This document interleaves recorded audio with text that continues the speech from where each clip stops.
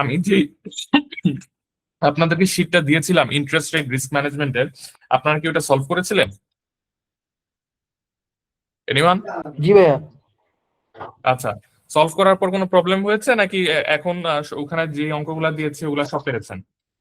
ভাইয়া পেরেছি, কিন্তু কিছু ছিল, বেসিক কোশ্চেন ছিল ভাইয়া। আচ্ছা ঠিক আছে, বেসিক কোয়েশ্চেন গুলো আপনার আমি ক্লাস শুরু করার আগেই শুনবো। আরো একজন দুজনের কাছে কিন্তু শুনতে যাচ্ছি, আর কে কে সলভ করেছেন?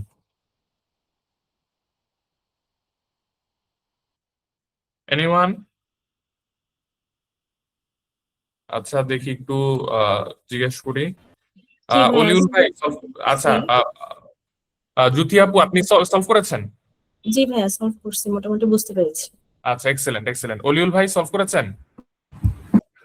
ভাই আমি করতে পারি নাই, মানে এই একটু মানে ব্যস্ত ছিলাম, তো ওই আমার ভাই একটা অ্যাক্সিডেন্ট করেছে, সেই জন্য ও আচ্ছা আচ্ছা আচ্ছা, সময় করতে পারি নাকি। ঠিক আছে শিওর। ফাহাদ ভাই সলভ করেছেন? জি ভাই, আমি মোটামুটি সবগুলো করতে পারি না, যেগুলো করতে পারি সমস্যা হয়নি। জি বুঝি নাই ভাইয়া। জি ভাই, সবগুলো করতে পারি নাই, একটা লাস্টটা বাকি ছিল, আর যেগুলো করতে পারি ওগুলোতে মোটামুটি পারছি ভাই, সমস্যা হয়নি নিশ্চয়ই। Okay very good excellent. আমি আপনাদেরকে এই ঈদের হলিডেজ এর মধ্যে আপাতত এখন আমি কোয়েশ্চেন পেপার থেকে কোনগুলো প্র্যাকটিস করতে হবে বলি নাই, আমি বলে দিব ডিউরিং দ্য ঈদ হলিডেজ আপনারা সলভ করবেন। আমাদের ঈদের আগে perhaps this will be the last class before Eid, কাজ নেক্সট ফ্রাইডেতে আপনার নেক্সট এবং সবার তো ছুটি মঙ্গলবার থেকে, তাই না? জি আসলে ভাইয়া। মঙ্গলবার থেকে তো সরকারি ছুটি শুরু হয়ে যাচ্ছে।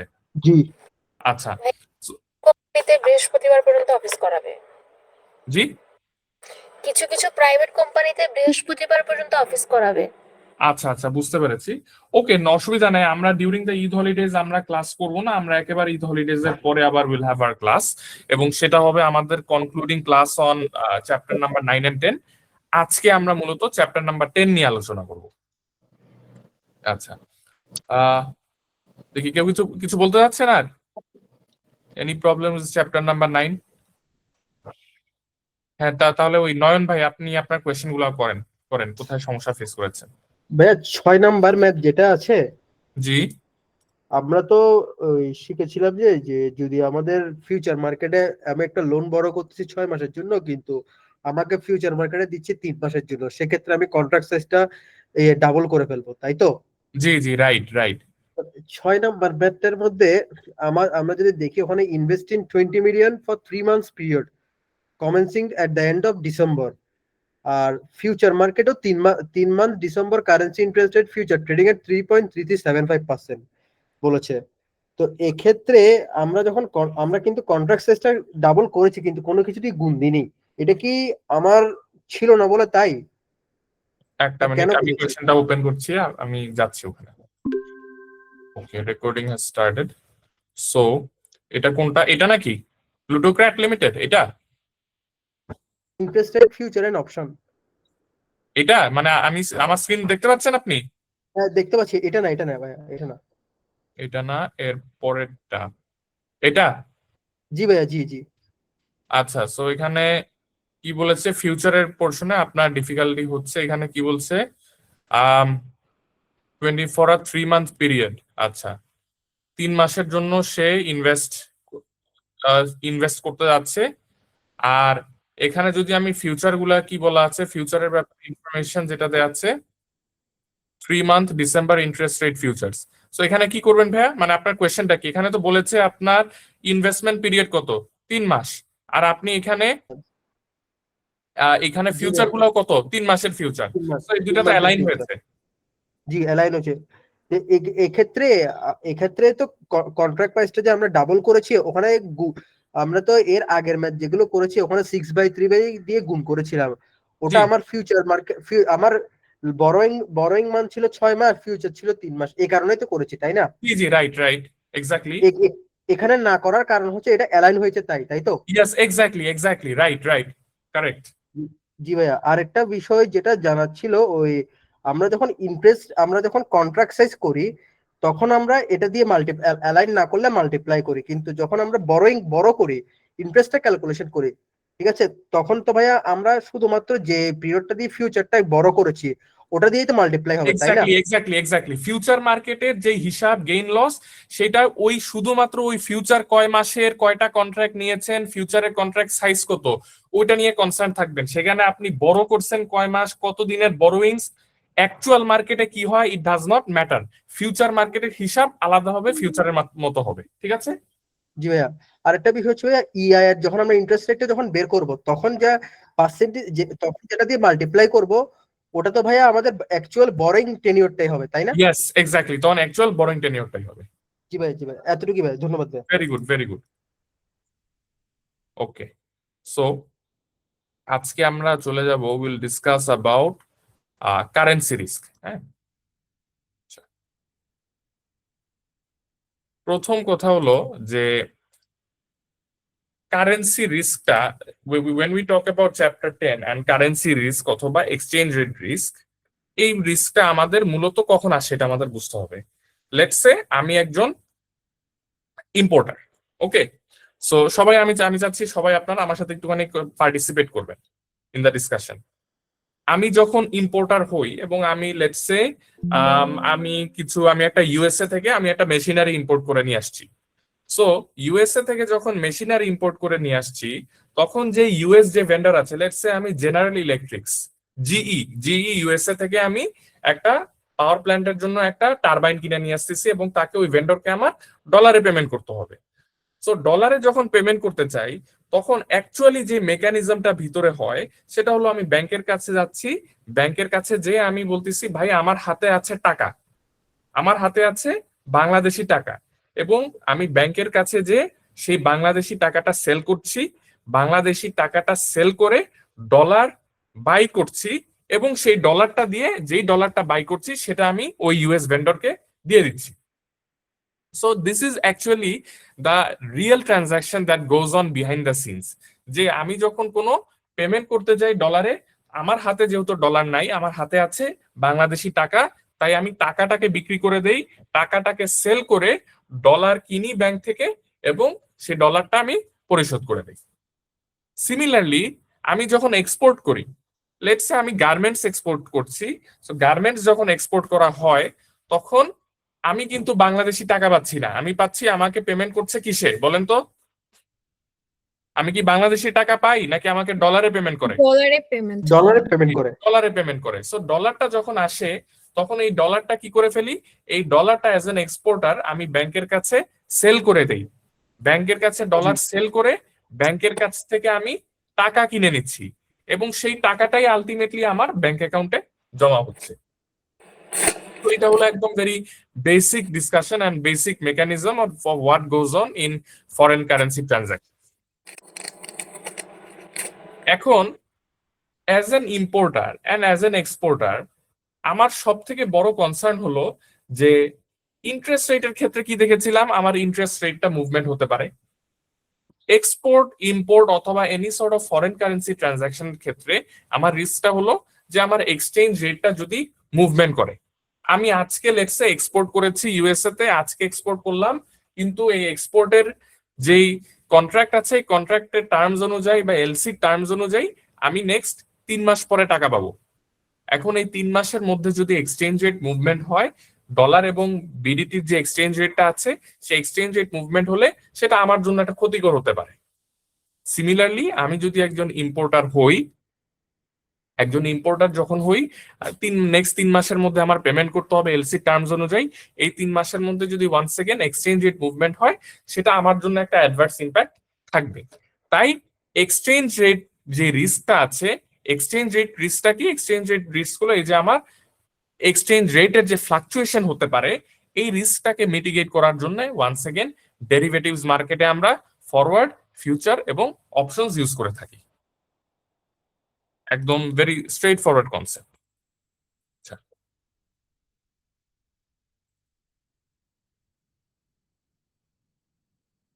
আমরা দেখছি, ওকে, এখানে একটা ইন্টারেস্টিং জিনিস আপনারা দেখেন, সেটা হলো এগুলো জাস্ট টার্মিনোলজি দেখার জন্য। আপনাদের এক্সাম পেপারে 2 ধরনের এক্সচেঞ্জ রেট কোড দেয়া থাকতে পারে। আপনি যখন ব্যাংকের কাছে যাবেন মাঝে মধ্যে ব্যাংক এভাবে বলতে পারে 1 ইউএসডি ইকুয়ালস টু 120 বিডিটি, এটাকে বলা হয় ডাইরেক্ট কোড। আর যদি উল্টা বলে 1 বিডিটি ইকুয়ালস টু 0.0083 ইউএসডি, এটাকে বলা হয় ইনডাইরেক্ট কোড। তো এটাকে জাস্ট এটাকে এখানে মুখস্থ করার কিছু নাই, জাস্ট টার্মিনোলজি। কোড দুই ধরনের হতে পারে, একটা ডাইরেক্ট হতে পারে আর একটা ইনডাইরেক্ট হতে পারে। আচ্ছা, এখন আরেকটা বিষয় যেটা আমাদের জানতে হবে সেটা হলো, আমি যখন ব্যাংকের কাছে এক্সচেঞ্জ রেট জিজ্ঞেস করি, আজকে আমি ব্যাংকে ফোন দিলাম, ব্যাংকে ফোন দেওয়ার পর বললাম ভাই আজকে ইউএসডি এবং বিডিটির যে এক্সচেঞ্জ রেটটা আছে সেই এক্সচেঞ্জ রেটটা কত। এখন জেনারেলি ব্যাংক যেটা করে, ব্যাংক কোনোদিন ডাইরেক্টলি আপনাকে বলে না 1 USD equals to 120 BDT. Bank যেভাবে এক্সপ্রেস করে সে আপনাকে জানায় 1 USD equals to 119.5 dash 120 BDT. এই সেম কনসেপ্টটা আমরা যখন ব্যাংকের ক্ষেত্রে বলেছি, ব্যাংকের যে ইন্টারেস্ট রেট দেখেছি, তখন কি আমরা দেখেছি না যে ইন্টারেস্ট রেট দুইটা এইভাবে কোট করা হয়? মনে আছে সবার? ব্যাংকের কাছে বিড আর অফার জি রাইট, এক্স্যাক্টলি। বিড আর অফারের মধ্যে একটা হলো বড়োয়ারকে দেওয়া হয় আর একটা হলো ডিপোজিটারকে দেওয়া হয়। সিমিলারলি ব্যাংকের কাছে যখন আপনি এক্সচেঞ্জ রেটের কোড চাবেন যে ভাই আজকে 1 ইউএসডি সমান কত বিডিটি, তখন ব্যাংক বলবে 1 ইউএসডি ইকুয়ালস 119.5 ড্যাশ 120 বিডিটি। তাহলে আমি যদি আপনাদেরকে কোয়েশ্চেন করি এবার, আমি একজন importer, okay, as an importer আমি টাকা কি সেল করব না বাই করব বলেন? টাকা বাই করব, টাকা সেল করব, টাকা buy টাকা সেল করে ডলার নিব, ইউএসডি বাই করব। Buy dollar. তাহলে ইম্পোর্টারের ক্ষেত্রে সে টাকা সেল করবে এবং ডলার কিনবে। তাহলে ইম্পোর্টারের ক্ষেত্রে এই দুইটা রেটের মধ্যে কোন রেটটা অ্যাপ্লিকেবল হবে? 120 120 120 বিডিটি। রিজনটা কি? রিজনটা হলো আমরা জানি ব্যাংক সব সময় মাঝখানে একটা প্রফিট করার চেষ্টা করে। Bank always wants to make a profit. তাই ইম্পোর্টারের কাছ থেকে যখন নিবে, যখন আপনি যখন অ্যাজ এন ইম্পোর্টার আপনি হলো টাকা সেল করবেন টু বাই ডলার্স, আপনাকে বেশি টাকা বিক্রি করে দিতে হবে টু গেট আ ডলার। আর আপনি যদি এক্সপোর্টার হয়ে থাকেন, এক্সপোর্টার হয়ে থাকলে আমি কি করব? সেল ডলার, আমি ডলার সেল করব আর টাকা বাই করব। তখন আমার ক্ষেত্রে কোন রেটটা অ্যাপ্লিকেবল হবে? 119.5। কারণ যখন ডলার সেল করব 1 ইউএসডি আমি বিক্রি করব, 1 ইউএসডির এগেনস্টে দুইটার মধ্যে যেটা কম আমাকে কম বিডিটি দিবে, কম বিডিটি দিবে। তাহলে একটা সিম্পল কনসেপ্ট কি, ব্যাংক সবসময় এই যে বিড এবং আস্ক, বিড এবং আস্কের মধ্যে মাঝখানের যে গ্যাপটা আছে, এই গ্যাপটা সবসময় ব্যাংক একটা প্রফিট করে। Bank always always always bank makes a profit. তাই আপনি যখন ইম্পোর্টার হবেন, when you are an importer, আপনাকে অলওয়েজ এমন রেটটা সিলেক্ট করতে হবে, when you are an importer, when you are an importer, you will end up with the rate that gives you a higher cost. আপনি এমন রেটটা select করবেন, আপনার জন্য ওই রেটটাই অ্যাপ্লিকেবল হবে যে রেটের কারণে আপনার কস্ট বেশি হবে, আপনাকে বেশি টাকা সেল করতে হবে টু গেট দ্য ডলার। আর আপনি যখন এক্সপোর্টার হয়ে থাকবেন তখন আপনাকে ডলার সেল করার মাধ্যমে আপনি কম টাকা পাবেন। So when you are an importer, you will end up with the rate that gives you lower sales proceeds. এই কনসেপ্টটা কি সবার কাছে ক্লিয়ার?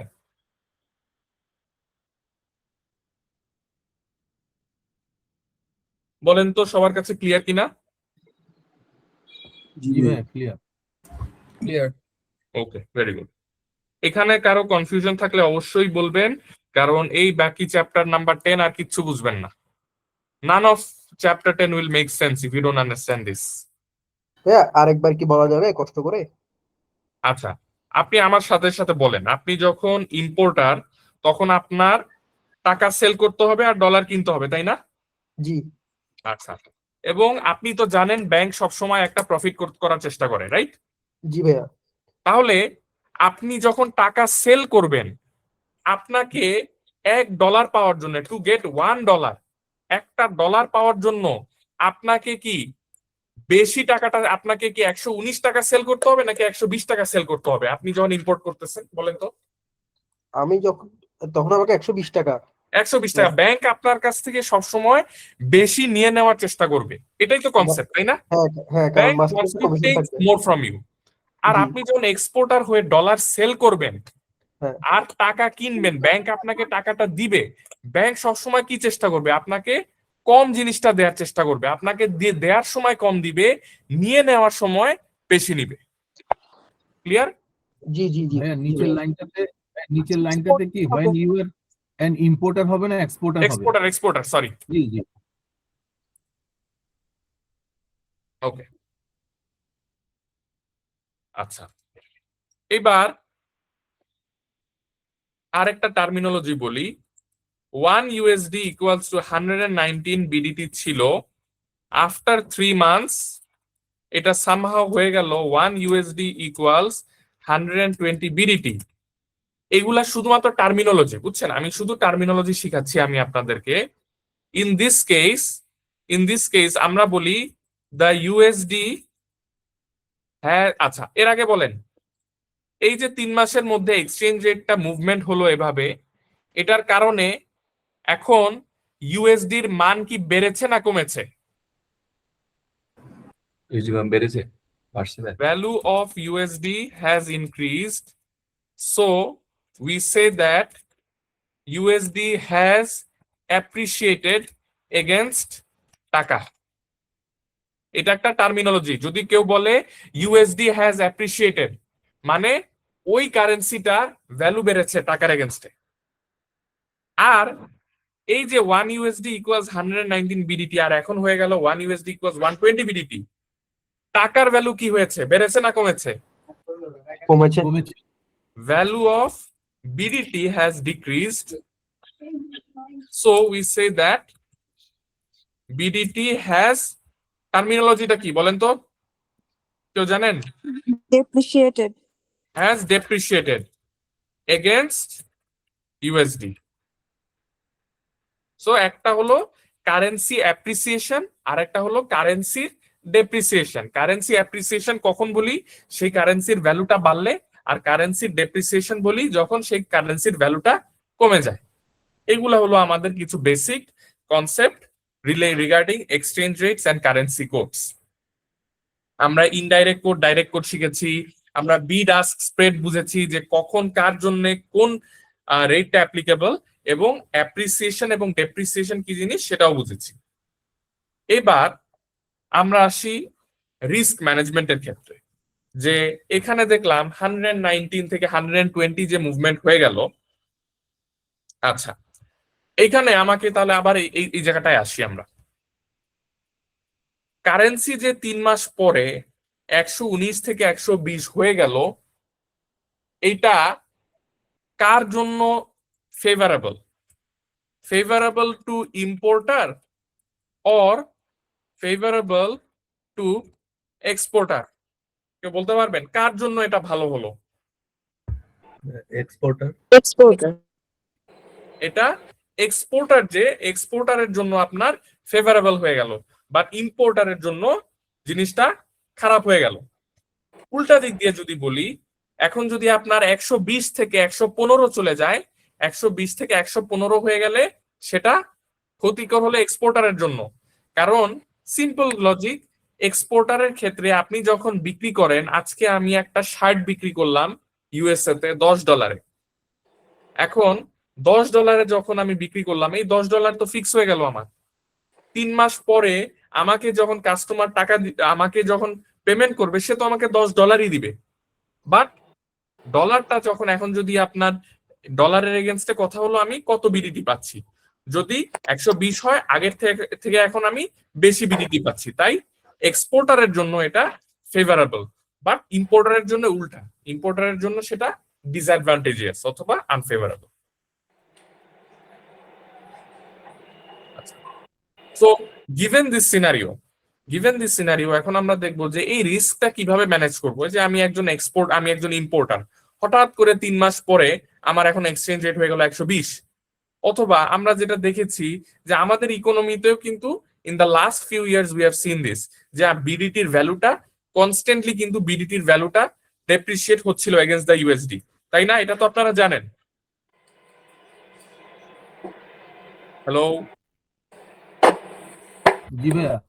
জি, কনস্ট্যান্টলি যখন ডেপ্রিসিয়েট করছিল, এটার কারণে আপনার ইম্পোর্টারের জন্য এটা ইম্পোর্টের কস্ট বেড়ে যাচ্ছিল। ওকে, তাহলে এই রিস্কটা আমি কিভাবে মিটিগেট করতে পারি? প্রথমটা হলো আমি জানি ফরওয়ার্ড কন্ট্রাক্টে তাহলে দেখি আমরা এই কথাটা অলরেডি বলেছি।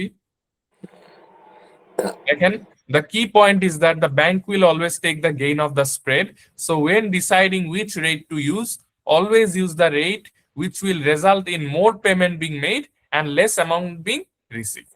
Okay. এর আগে আমরা কিছু জিনিস দেখি যে এই ডেরিভেটিভস এ যাওয়ার আগে, before we go to derivatives, how to eliminate this currency risk. একটা কি হতে পারে, কারেন্সি রিস্ক এলিমিনেশনের জন্য নাম্বার 1 পদ্ধতি হতে পারে ইনভয়েসিং ইন হোম কারেন্সি। এই যে আমি যখন এক্সপোর্ট করছি তখন আমি $10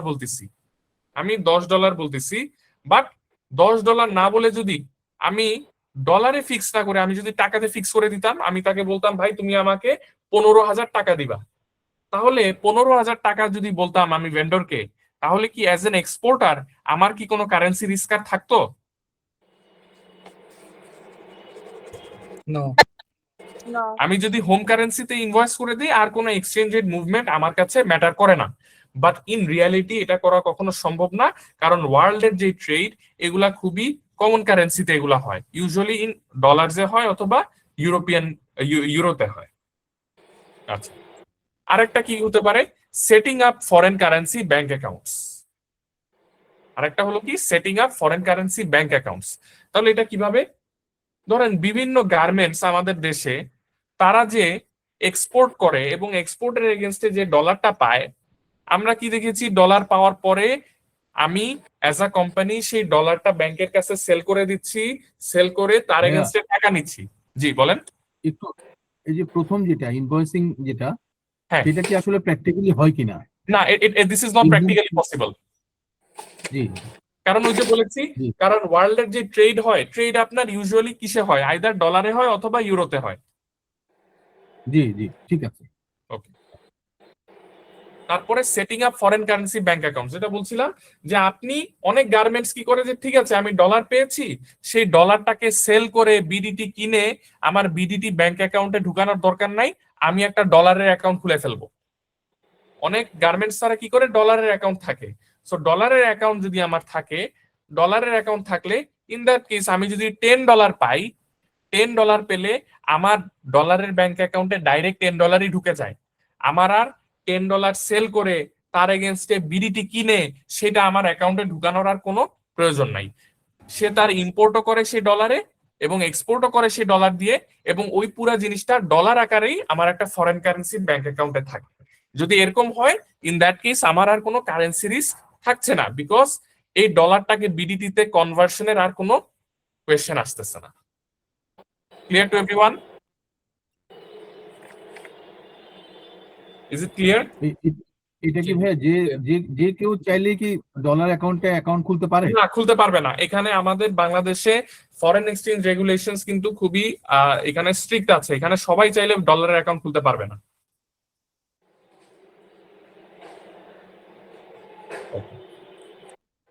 পয়েন্টটা বুঝেছেন সবাই?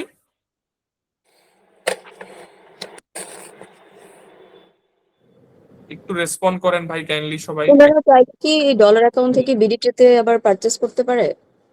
জি, ডলার অ্যাকাউন্টে যেই টাকাটা থাকে ওটা তো ডলার ভ্যালু থাকে, যেমন $100, কিন্তু আমি হুম। যদি চাই এটা আমি বিটিটিতে কনভার্ট করব, করতে পারেন, তখন কি করতে হবে? তখন ডলারটাকে ব্যাংকের কাছে কি করে দিতে হবে? সেল করে দিতে হবে, সেল আর করতে আমি হবে, টাকা কিনতে হবে। বাই করব। জি। হ্যাঁ, ডলার আচ্ছা। থাকতে হলে কি ক্রাইটেরিয়া লাগবে? মানে ওই জায়গায় তো একটা রিস্ক থাকে না? আমি জি, যখন জি, ডলার অ্যাকাউন্ট সাগর থেকে ভাই বুঝে নাই, বিডিটিতে সেল আবার করবো বলুন। ব্যাংকের কাছে, আমি যখন বিডিটি ডলার অ্যাকাউন্ট থেকে বিডিটিতে সেল করবো ব্যাংকের কাছে, সেই জায়গায় তো একটা রিস্ক থাকে। অবশ্যই, অবশ্যই।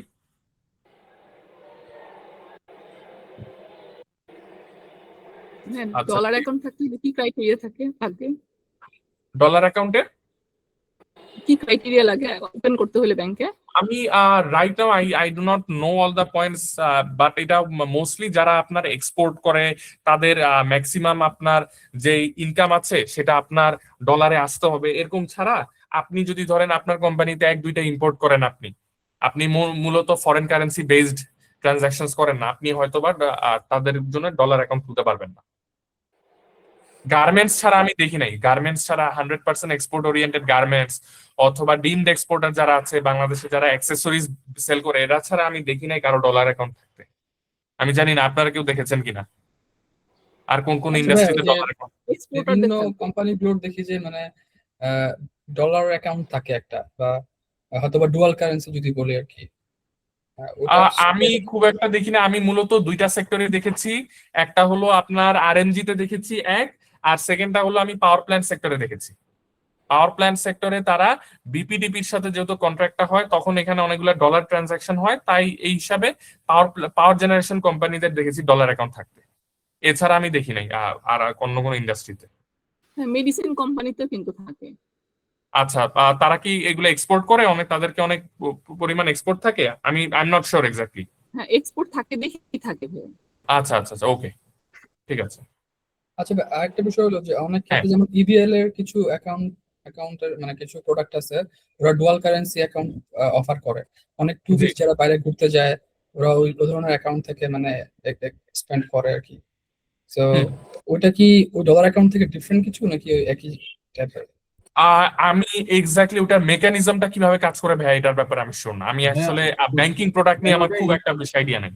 ওটা সম্ভবত হ্যাঁ, ইন্ডিভিজুয়ালের ক্ষেত্রে। এটা ইন্ডিভিজুয়ালের ক্ষেত্রে যখন আপনি ফরেনে যাবেন তখন আপনি এটা ওপেন করে যাবেন, তার আগে অলওয়েজ এটা ক্লোজ থাকে, আবার আসার পরে এটা ক্লোজ হয়ে যায়, সেটা ইন্ডিভিজুয়ালের ক্ষেত্রে।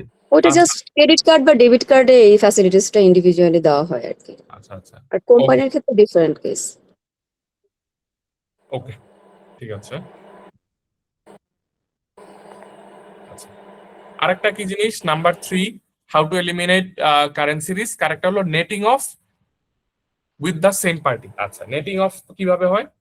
লেটস সে আমি একজনের কাছে এক্সপোর্ট করেছি ইউএসএ তে, এক্সপোর্ট করেছি আমি $100 জন্য, এবং এই সেম ওনার কাছে আমার একটা পেয়েবল আছে, তার কাছে একটা পেয়েবল আছে $80। সো যে জিনিসটা আমি করতে পারি, আমি তাকে বলতে পারি, ভাই তুমি আমাকে $100 দিও না, আবার আমি তোমাকে $80 আলাদাভাবে পেমেন্ট করব না, আমরা এটাকে নেট অফ করে ফেলি। নেট অফ করে আমরা এই যে আমাদের যে এক্সপোজারটা আছে এক্সপোজারটাকে কমায় শুধুমাত্র $20 নিয়ে আসি। তাহলে তুমি আমাকে সিম্পলি $20 দিবা, নেট অফ করে গিভ মি $20। এর মাধ্যমে কি হচ্ছে, আমার যে magnitude of the exposure, fully risk চলে যাচ্ছে না, বাট এক্সপোজারের যে ম্যাগনিটিউড সেটা আমি কমায় ফেলছি। আমি শুধুমাত্র $20 রিসিটের যেই এক্সপোজারটা আছে সেটার আমি ততটুকু নিব। আচ্ছা, এই ট্রেডটা কি ইম্পোর্টার এক্সপোর্টারের মধ্যে হচ্ছে? হ্যাঁ, ইম্পোর্টার এক্সপোর্টার হতে পারে, or any person, any two parties এর মধ্যে তারা নেট অফ করতে পারে তাদের যদি ডলারের রিসিভেবল এবং পেয়েবল থাকে। তারপরে হলো আপনার leading and lagging payments. Leading and lagging payments তো এটা কি, যে আপনি আপনাকে বলা আছে যে আপনার 3 মাসের মধ্যে আপনাকে পেমেন্টটা করতে হবে। সো আপনি বুঝতেছেন ইকোনমির অবস্থা নেক্সট 3 মান্থসের মধ্যে এটা খুব খারাপ হয়ে যাবে। কোনো কারণে আপনি যখন পেমেন্ট করবেন আপনাকে বেশি টাকা সেল করে পেমেন্ট করতে হবে। সো যেটা করতে পারেন লিডিং অ্যান্ড ল্যাগিং পেমেন্টস, আপনি বলতে পারেন ওই ভেন্ডরকে যে না ভাই আমি 3 মাস পর পেমেন্ট না করে আজকেই তোমাকে আমি পেমেন্টটা করে দিই, যাতে আমার 3 মাস পরের যে কারেন্সি রিস্ক সেই কারেন্সি রিস্কের যাতে আমার কোনো এক্সপোজার না থাকে। সো এটাও আরেকটা মেথড হতে পারে টু এলিমিনেট কারেন্সি রিস্ক।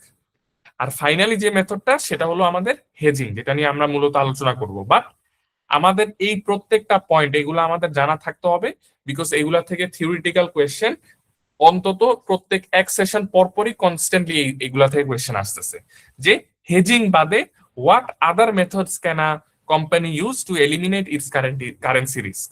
তখন আপনারা এই চারটার পয়েন্টের ব্যাপারে লিখতে পারেন।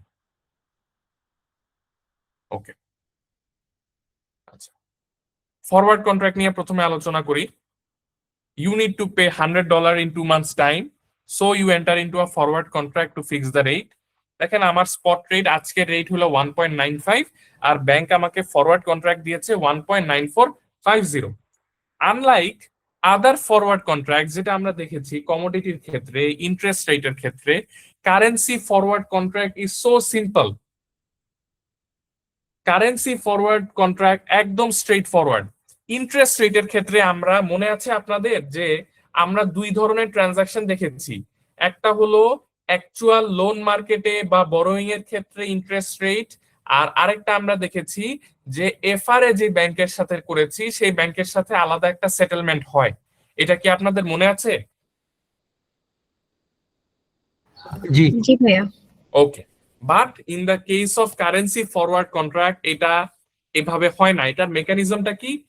আপনি ভাই এক্সপোর্ট, আপনাকে একটা পেমেন্ট করতে হবে 1 লাখ টাকা 2 মাস পরে। আপনার ব্যাংক হলো এইচএসবিসি, আপনি এইচএসবিসি তে যে বললেন ভাই দেখো 2 মাস পরে একটা পেমেন্ট করতে হবে, তুমি আমাকে একটা ফরওয়ার্ড রেট দাও। সে আপনাকে বললো 1.9450। 2 মাস পর যখন পেমেন্ট করবেন, whatever the rate is আপনি 1.9450তেই পেমেন্টটা হবে। তাই কি হবে? 1 lakh divided by 1.9450, that's it. 51,000 টাকা আপনার পেমেন্ট করতে হবে। এখানে আলাদাভাবে ট্রানজাকশন গেইন লস এই ক্যালকুলেশনের কোনো প্রয়োজন নাই in the case of currency forward contracts. একদম স্ট্রেট ফরওয়ার্ড, যেই ফরওয়ার্ড রেটটা অ্যাপ্লাই হচ্ছে ওই রেটটা অ্যাপ্লাই করে দেখবেন আপনার কত টাকা পেমেন্ট করা লাগে, দ্যাটস ইট। আচ্ছা, কারো কোনো সমস্যা আছে এখানে? না ভাইয়া। ওকে, আপনারা ডিফিকাল্ট পার্ট চ্যাপ্টার 9 অলরেডি শেষ, চ্যাপ্টার 10 একদম সিম্পল। এখানে আসলে এত আচ্ছা, এগুলা হলো আপনারা একটু দেখে নিবেন, অলরেডি বলেছি অ্যাডভান্টেজ ডিসঅ্যাডভান্টেজ গুলা। আমরা একটু কারেন্সি ফরওয়ার্ডের আরেকটা জিনিস দেখি।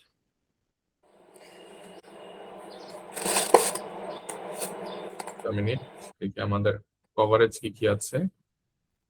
কারেন্সি ফিউচার আছে, ফাইন, মানি মার্কেট হেজ। ভাইয়া এই sheet তো আমরা পাইনি তাই না? না, এটা দেই না, এটা আজকের ক্লাসের পরে, আজকের পরে আমি দিয়ে দিব আপনাদেরকে। ঠিক আছে।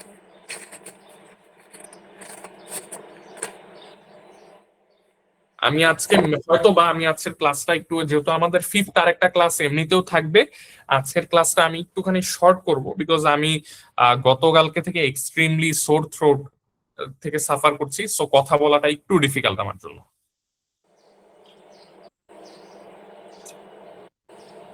এখানে আমরা আসি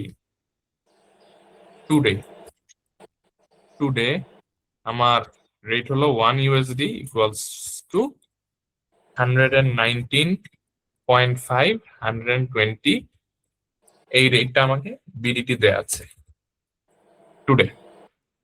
এখন আমাকে 3 মান্থ ফরওয়ার্ড আমাকে বলে দিল 1 USD ইকুয়ালস টু 120.2 বিডিটি, এটা বলে দিল আমাকে। Very simple. তাহলে আমি যদি এখানে বলি যে ভাই আমি I will receive let's say 200,000 BDT in 3 months. I will receive 200,000 BDT in 3 months. তো ইন দ্যাট কেস আমি যদি ফরওয়ার্ড রেট নেই, আমার ক্ষেত্রে কোন ফরওয়ার্ড রেটটা অ্যাপ্লিকেবল হবে বলেন তো? 120 টাকা এটা। 120 টাকা। 120 না,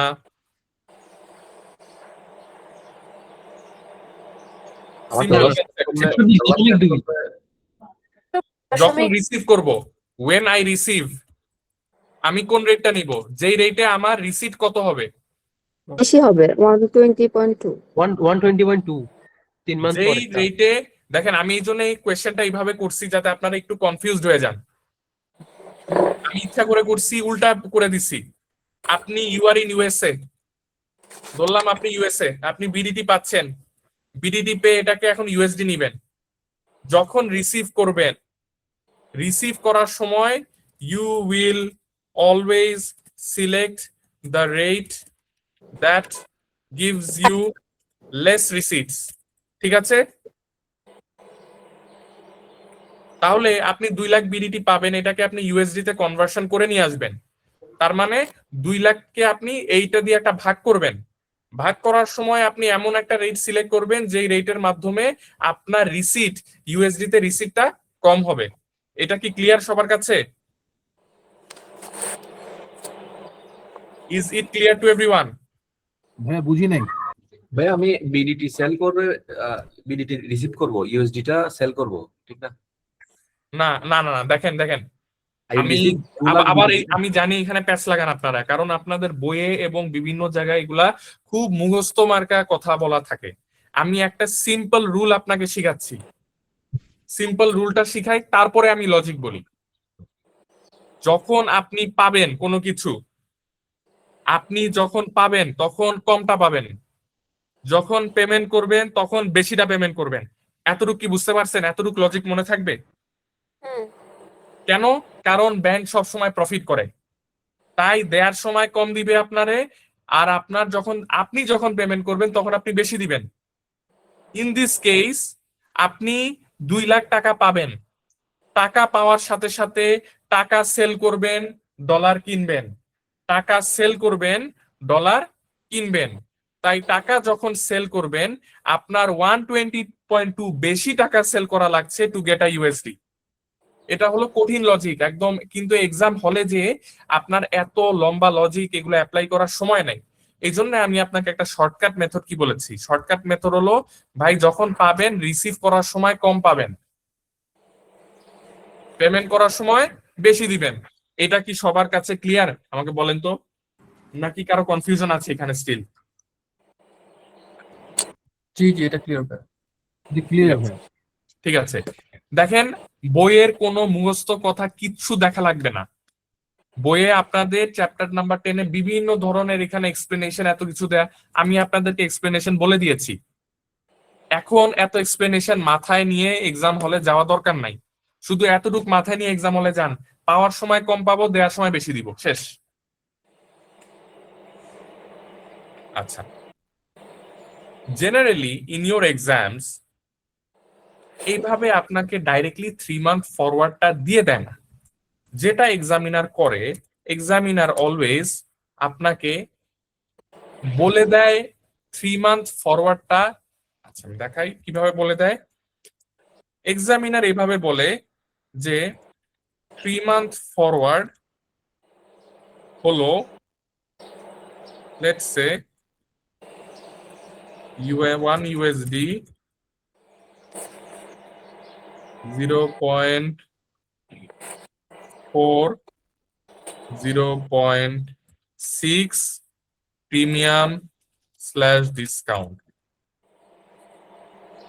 সবসময় আপনাদেরকে এই ফরওয়ার্ড কত, ফরওয়ার্ডটা এক্স্যাক্টলি কখনো দিয়ে দেয় না, ফরওয়ার্ডটা আপনাকে বের করে নিতে হবে, এবং বের করার সময় অলওয়েজ বলে দেয় 0.4:0.06 এরকম একটা অ্যাডিশনাল একটা অ্যামাউন্ট দিয়ে দেয়, এবং পাশে লেখা থাকে প্রিমিয়াম অথবা ডিসকাউন্ট। পাশে আপনাকে বলে দেয় either it is at premium or it is at a discount. আচ্ছা, এবার আমি একটা জিনিস আপনাদের বই থেকে ডাইরেক্টলি দেখাই, একটু হোল্ড করেন।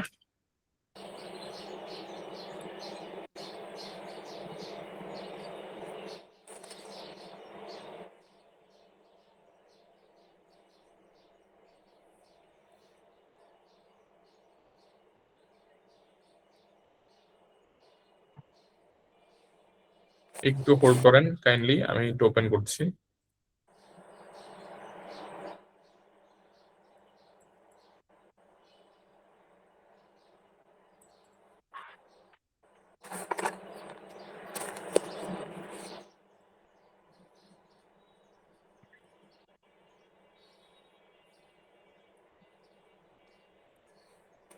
আচ্ছা, স্ক্রিন দেখতে পাচ্ছেন? স্ক্রিন দেখা যাচ্ছে? জি ভাইয়া।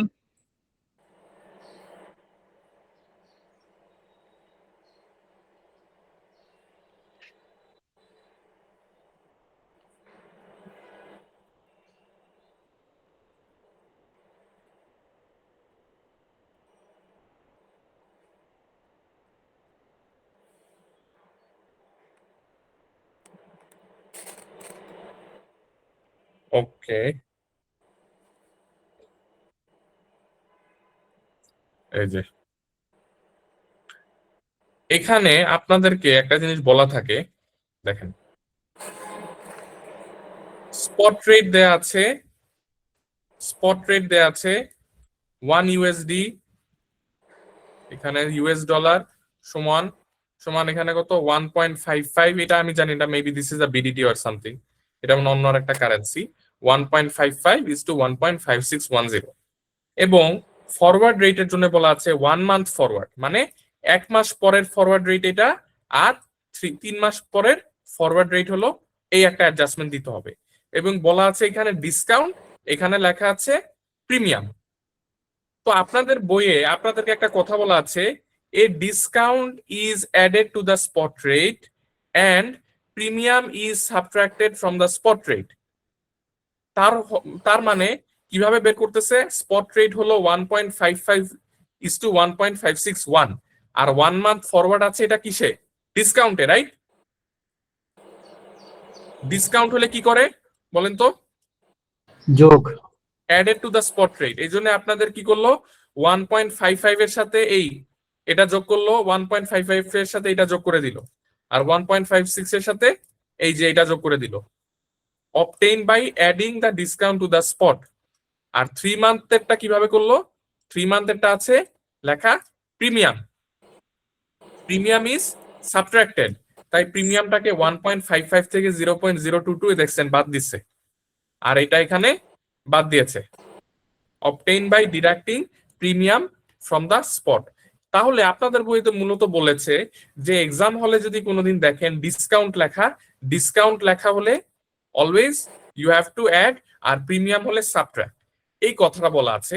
বাট আমি আপনাদেরকে যে জিনিসটা শিখাবো সেটা হলো প্রিমিয়াম থাকুক লেখা বা ডিসকাউন্ট লেখা থাকুক, ইট ডাজ নট ম্যাটার। মনোযোগ দিয়ে শুনেন, ইট ডাজ নট ম্যাটার, এই কথাটা একটা টোটালি মুখস্থ একটা কথা, এবং এটা শুধুমাত্র স্পেসিফিক কিছু ক্ষেত্রে অ্যাপ্লাই হবে, সবসময় এটা অ্যাপ্লাই হবে না, এই রুলটা অলওয়েজ অ্যাপ্লাই হয় না। আমি এত ইনডেপথে যাব না, কেন অ্যাপ্লাই হয় না আই উইল নট ডিসকাস, যেহেতু আপনারা ডেরিভেটিভস এবং কারেন্সি রিস্ক এগুলাতে টোটালি নিউ। আমি আপনাদেরকে সিম্পল লজিক শিখাই দিচ্ছি, আপনারা যেভাবে করবেন সেটা হলো it does not matter whether you have discount or you have premium, ঠিক আছে? এই কথাটা আগে এটা মনে রাখেন, ডিসকাউন্ট লেখা থাকুক বা প্রিমিয়াম লেখা থাকুক, এটার উপর নির্ভর করে যোগ বিয়োগ করবেন না, আপনারা কিসের বেসিসে করবেন সেটা দেখাই। $1 সমান 120 121, আর 1 মান্থ ফরওয়ার্ড আছে, whatever it is, প্রিমিয়াম থাকুক ডিসকাউন্ট লেখা থাকুক ডাজন্ট ম্যাটার, 1 মান্থ ফরওয়ার্ড বলা আছে 0.5 0.7, আর 3 মান্থ ফরওয়ার্ড লেখা আছে 0.8 আর 0.6। এই দুইটা, এই যে 1 মান্থ ফরওয়ার্ড আর 3 মান্থ ফরওয়ার্ড, এই দুইটার মধ্যে একটা ডিফারেন্স লক্ষ্য করতেছেন? কেউ বলতে পারবেন আমাকে পার্থক্যটা কোথায় দেখতেছেন? প্রথমটার একটা ক্ষেত্রে দিক মানে থেকে। আপওয়ার্ড, মানে অ্যাসেন্ডিং অর্ডার, অ্যাসেন্ডিং অর্ডার, তাই না? Ascending order, yes. আর এটা হলো ওটাতে ডিসেন্ডিং ascending। অর্ডার, আগে বড়টা তারপরে ছোট অ্যামাউন্টটা। ইন দিস কেস আপনি কি করবেন, যখন অ্যাসেন্ডিং অর্ডারে থাকে 0.5 আর 0.7, তখন স্পট রেটের সাথে এটাকে যোগ করে দিবেন। লজিক বুঝাচ্ছি কেন। তখন আপনি ফরওয়ার্ড রেট হবে আপনি যোগ করবেন 120.5 আর 121.7, আর ডিসেন্ডিং অর্ডারে যখনই দেখবেন তখন এটাকে বিয়োগ করবেন, তখন এটাকে বাদ দিবেন। 119.2 আর 120.4। রিজনটা কি? রিজনটা হলো, খুব মনোযোগ দিয়ে শুনেন, এই যে 120 এবং 121 এই দুইটা নাম্বারের মধ্যে যে পার্থক্যটা আছে 1 টাকা, এইটাই হলো ব্যাংকের মার্জিন, ব্যাংকের প্রফিট। ব্যাংকের প্রফিট কতটুকু, এই মাঝখানের যে অ্যামাউন্টটা আছে এটাই হলো ব্যাংকের প্রফিট। তাই যখন ফরওয়ার্ড রেটটা 0.5 0.7 লেখা থাকে, আপনি যদি এই অবস্থায় যোগ করেন ব্যাংকের প্রফিটটা, তাহলে কি হচ্ছে? ব্যাংকের প্রফিটের গ্যাপটা আরো বাড়ছে, ব্যাংকের প্রফিট ইজ ইনক্রিজিং। আর এই ক্ষেত্রে যখন আপনি বিয়োগ করে দিচ্ছেন, এই দুইটার গ্যাপটা বাড়ছে, ব্যাংকের প্রফিটও বাড়ছে। বাট যদি উল্টা করেন, আপনি যদি আজকে উল্টা করেন like this, let's say 1 USD সমান সমান 120 BDT, 120.4 BDT, আর আপনাকে দেয়া আছে 3-month forward at 0.8 R 0.1 BDT। আপনার এখানে উচিত কি, যেহেতু ডিসেন্ডিং অর্ডারে আছে, আপনার উচিত এখানে বিয়োগ করে দেওয়া, মাইনাস করে দিলে, যেহেতু এই অবস্থায় মাইনাস করে দিলে কমন সেন্স, যদি এটা মাইনাস করেন তাহলে মাঝখানের যে মার্জিন গ্যাপটা, স্প্রেডটা, এটা আরো বাড়বে। যদি অ্যাড করেন, ইফ আই অ্যাড, তাহলে কত হয় দেখেন, তাহলে 120.8 হয় আর 120.5 হয়। তাহলে দেখেন ব্যাংকের কি আর প্রফিট হবে এরকম হইলে? ব্যাংকের কি আর না। কোনো প্রফিট করতে পারবে এরকম যদি না। এক্সচেঞ্জ রেট থাকে? না, হচ্ছে না। তাহলে তো ব্যাংক লস করে ফেলবে। মূল কথা কি, আমি একটা কথা বারবার শুরু থেকে বলতেছি যে এই এক্সচেঞ্জ রেট বোঝার জন্য একটা কমন কনসেপ্ট মাথায় রাখবেন, bank always wants to make a profit. তাই যখন ফরওয়ার্ড রেট বের করবেন, এমন ভাবে যোগ বিয়োগ করবেন, you have to ensure that the profit of the bank is maintained. তাই যখন আপনি 0.5 আর 0.7 এরকম থাকে, ছোট থেকে বড়, তখন আপনি যোগ করে দিবেন। যোগ করলে তখন এই স্প্রেডটা বেড়ে যাবে, ব্যাংকের প্রফিট বাড়বে। আর যখন আপনি দেখবেন যে না, ডিসেন্ডিং অর্ডারে বড় থেকে ছোট, তখন আপনি বিয়োগ করবেন স্পট রেটের সাথে to find the forward rate, তাহলে মার্জিনটা, ব্যাংকের স্প্রেডটা বেড়ে যাবে। এই কনসেপ্টটা কি সবার কাছে ক্লিয়ার? জি ভাইয়া, মানে মূল কথা হলো যে মানে ব্যাংক যেই ক্যালকুলেশনে বেশি পায় ওইভাবে ক্যালকুলেট করতে হবে আর কি। ইয়েস, ব্যাংক যে ক্যালকুলেশন বেশি না, ব্যাংকের মার্জিন, ব্যাংকের স্প্রেড যেটাতে বেশি হয় সেটা, জি জি। ব্যাংকের মার্জিন বাড়াতে হবে আপনার। সবাই কি বুঝতে পেরেছি? Any confusions? বুঝতে পেরেছি ভাইয়া। গুড। তাহলে এটা যদি জানেন, তাহলে এই জিনিসগুলা মুখস্থ করা কোনো দরকার নাই। এগুলা কেউ যে মুখস্থ করবে, এক্সাম হলে যে প্যাচ লাগানোর সম্ভাবনা অনেক বেশি, বিকজ এটা খুব জেনেরিক একটা রুল, এবং এটা কিছু কিছু সিচুয়েশনে অ্যাপ্লাই হবে না। আবার কেন অ্যাপ্লাই হবে না বা কোন সিচুয়েশনে, I will not discuss it. আমি অলরেডি আপনাদেরকে শিখাই দিচ্ছি কোন নিয়ম অ্যাপ্লাই করে আপনারা ফরওয়ার্ড রেট বের করবেন। আপাতত for your level of financial management and professional level এতটুকু বুঝাই যথেষ্ট। আচ্ছা, এটা নিয়ে আমাদের currency forward contract is complete. এবার আমরা চলে যাব কারেন্সি ফিউচার্স।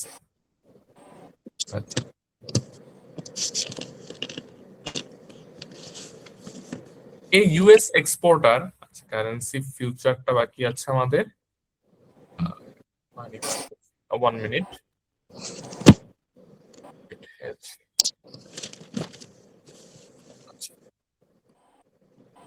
আসেন, এই US exporter is expected to receive 250,000 pounds in December.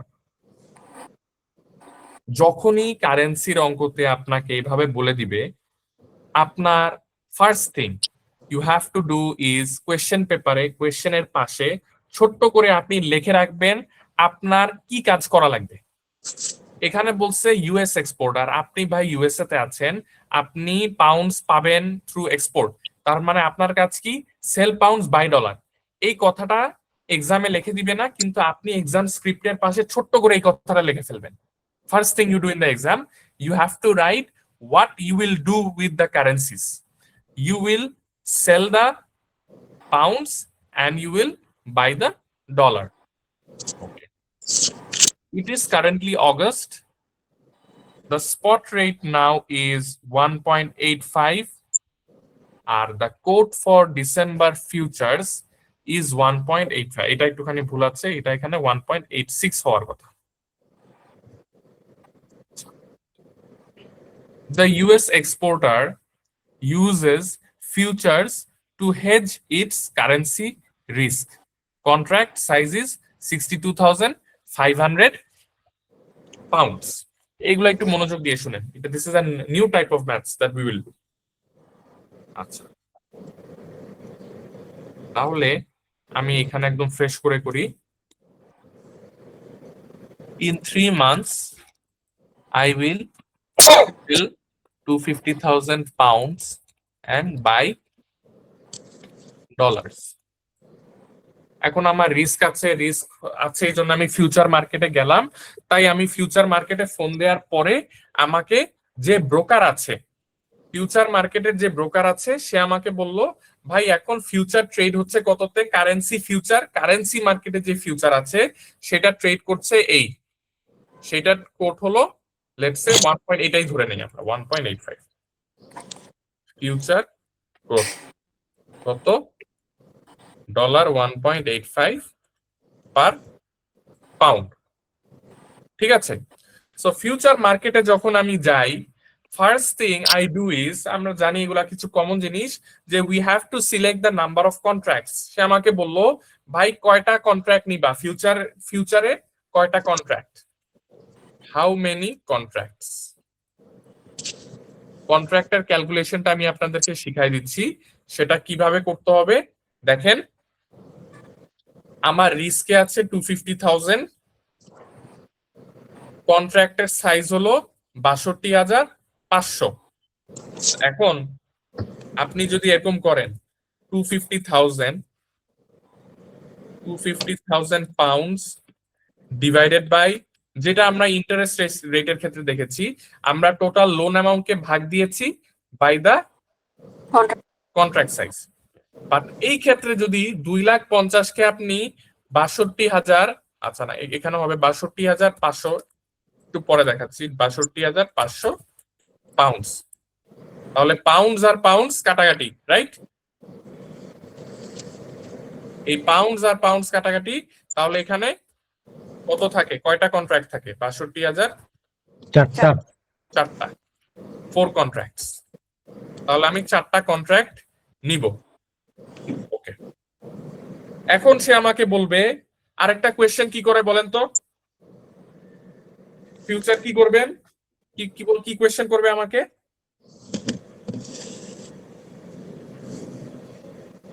কেউ আনসার করেন, এগুলো তো আপনারা করেছেন। Tenure, no, sell buy or sell, buy or sell, buy or sell, buy or sell. আচ্ছা, বাই অর সেলের ডিসিশনটা কিভাবে হবে? ডিসিশন নেয়ার পদ্ধতি খুবই সহজ। Whatever I do in actual market, I shall do the same in futures market. অর্থাৎ in actual market I will sell pounds and buy dollars. Future মার্কেটে একই ঘটনা ঘটবে। কিভাবে? ফিউচার মার্কেটের কন্ট্রাক্ট সাইজটা কোন currency? Euro, pounds, pounds, pounds, pounds. তাহলে অ্যাকচুয়াল মার্কেটে পাউন্ডটাকে কি করতেছি আমি? অ্যাকচুয়াল মার্কেটে পাউন্ড কি হচ্ছে, বাই নাকি সেল হচ্ছে? সেল। অ্যাকচুয়াল মার্কেটে পাউন্ড সেল হচ্ছে, ফিউচার মার্কেটের কারেন্সি হলো pounds, so I will sell in the future market. Clear? Actual মার্কেটে যা করব ফিউচার মার্কেটে তাই হবে। অ্যাকচুয়াল মার্কেটে I will sell pounds and buy dollars, আর ফিউচার মার্কেটে এসে দেখলাম ফিউচার মার্কেটের কারেন্সিটা কি, পাউন্ডসে আছে, তাই আমি ফিউচার মার্কেটের ফিউচার্স গুলাকে সেল করব। Sell at 1.85 dollar per pound, এবং যখন ওই ডেট হয়ে গেল ডিসেম্বরে 1.90 হয়ে গেল ফিউচার, তাহলে আমার বাই করতে হবে, buy at 1.90 per pound. Buy করছি এত, সেল করছি এত, প্রফিট না loss? Loss. Loss 0.05 dollar per pound. এখানে দেখেন বারবার একটা জিনিস আমি লিখতেছি, এটা এক্সাম হলে আপনাদেরও করতে হবে। অনেকে শুধুমাত্র 1.85 1.9 লিখতেছে, না এটা কারেন্সি কোড, কত ডলারে কত পাউন্ড এইভাবে দেখছেন, আমি ফুল ফর্মে লিখতেছি, নাহলে ভুল হয়ে যাবে। তাহলে 0.05 ডলার পার পাউন্ড লস হয়েছে, total loss in future market. কিভাবে করব? কন্ট্রাক্ট সাইজ ৬২,৫০০ পাউন্ড, তাহলে ৬২,৫০০ pound multiplied by 0.05 dollar per pound into কয়টা কন্ট্রাক্ট? 4টা কন্ট্রাক্ট। এখন বলেন ইকুয়াল টু হোয়াট? এটা ইকুয়াল টু আসবে ৬২,৫০০ ইন্টু 0.05 ইন্টু 4, ১২,৫০০ হলো আমার loss in the future market. Now আমার কোয়েশ্চেন আপনাদের কাছে, এই ১২,৫০০ কোন কারেন্সি? এটা কি পাউন্ড নাকি dollar? Dollar. Dollar. Excellent, excellent, this is dollar. এই জন্য আমি বারবার আপনাদেরকে বলছি কারেন্সির অঙ্কতে this is the most crucial part, যে আপনার আনসার কি ডলারে আসে নাকি পাউন্ডে আসে। এই জিনিসটা যদি মেস আপ করে ফেলেন তাহলে সমস্যা হবে। এই জন্য কনস্ট্যান্টলি ফিউচার মার্কেটে দেখেন আমি 1.85 dollar per pound, dollar per pound, dollar per pound লিখেছি। লস লেখার সময় ৬২,০০০ পাউন্ড পার পাউন্ডে লস হলো 0.05, তাহলে টোটাল ৬২,৫০০ ইন্টু 4, এতগুলা কন্ট্রাক্টে কত ডলার লস আসে? এটা হলো ১২,৫০০ ডলার লস। এটা কি সবার কাছে ক্লিয়ার? ক্লিয়ার ভাইয়া। ফাইন, এটা হলো ফিউচার মার্কেট। আর অ্যাকচুয়াল মার্কেটে কি হবে? অ্যাকচুয়াল মার্কেটে আমার স্পট রেট হলো 1.90 হয়ে গেছে, তাহলে অ্যাকচুয়াল মার্কেটে আমার রেট হচ্ছে কত? Dollar 1.90, dollar 1.90 per pound. আর আমি রিসিট হচ্ছে কত আমার? 250,000 পাউন্ড। তাহলে রিসিটস ইন অ্যাকচুয়াল মার্কেট, যে রিসিটটাকে বের করার জন্য কি করব বলেন? 2.5 লাখকে কি 1.9 দিয়ে গুণ দিব নাকি 2.5 লাখকে 1.9 দিয়ে ভাগ দিব? গুণ দিব। এটাকে মাল্টিপ্লাই করব। একদম দেখেন, এগুলা মুখস্থ করার কিচ্ছু নাই, একেবারে এগুলা এলিমেন্টারি লেভেলের maths. This is elementary level maths, যে কোনটা কখন গুণ করব তখন কখন ভাগ করব। 2.5 লাখ টাকা দিয়ে, যেহেতু 2.5 লাখ পাউন্ড আর আমাকে রেট দেয়া আছে কি 1.90 ডলার পার পাউন্ডে, তাই এখানে আমি মাল্টিপ্লাই করব 250,000 ইন্টু 1.9 ইকুয়ালস 475,000। কি এটা কি ডলারে নাকি পাউন্ডে? ডলারে হবে। ডলার। সো আমার নেট পজিশন কি? নেট পজিশন হলো receipts in actual market 475,000 dollar, আর loss in future market 12,500 dollar. Net receipt হলো $4,62,500। এবার বলেন আপনাদের এখানে এটা কি সবাই বুঝতে পেরেছেন? I want to here from 5 people at least যে আপনারা এটা বুঝতে পেরেছেন ক্লিয়ারলি।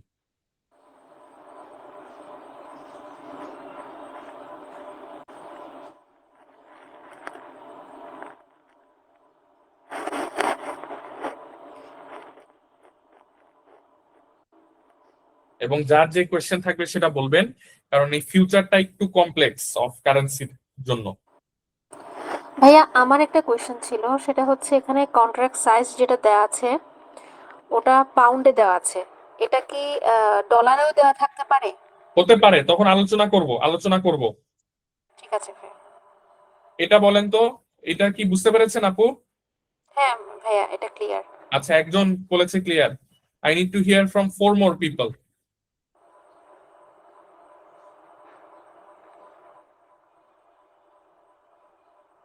সময় নেন, সময় নিয়ে দেখেন, দেখে আমাকে বলেন।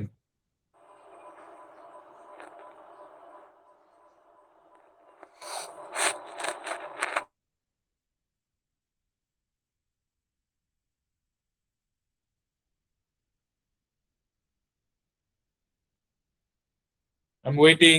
কারো কোনো কোয়েশ্চেন থাকলে বলেন, বা যেটা বুঝেন নাই, কোন পার্টটা বুঝেন নাই বলেন।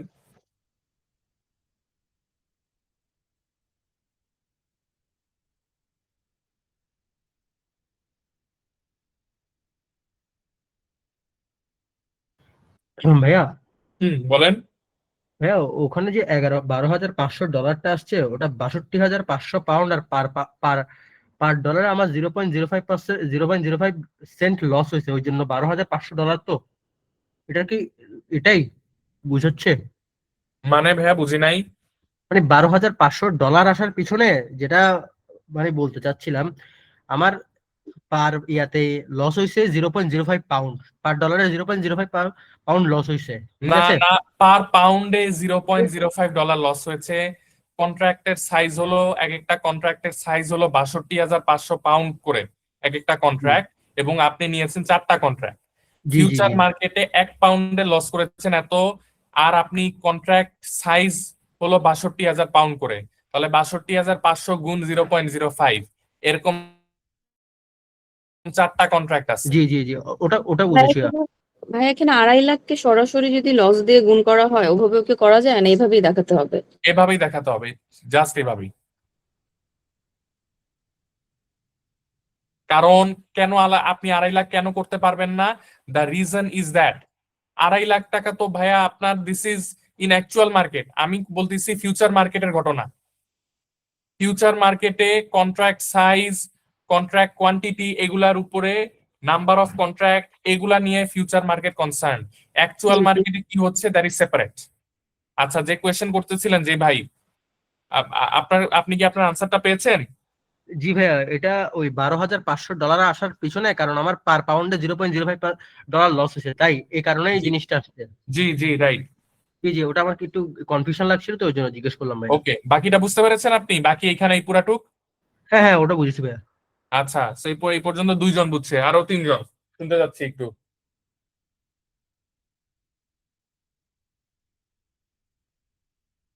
ভাই এনি সর্ট অফ কোয়েশ্চেন্স থাকতেই পারে আপনাদের, ক্লাস থেকে বুঝে যেতে হবে, মনে করেন না যে না বাসায় যেয়ে বুঝবো। এগুলা বাসায় যেয়ে বোঝা হয় না। যা কনফিউশন ক্লাস থেকে ক্লিয়ার করে যান, আমাকে বলেন কোনটা বুঝতে পারেন নাই। কোনো পার্ট যদি রিপিট করতে হয় সেটাও বলতে পারেন।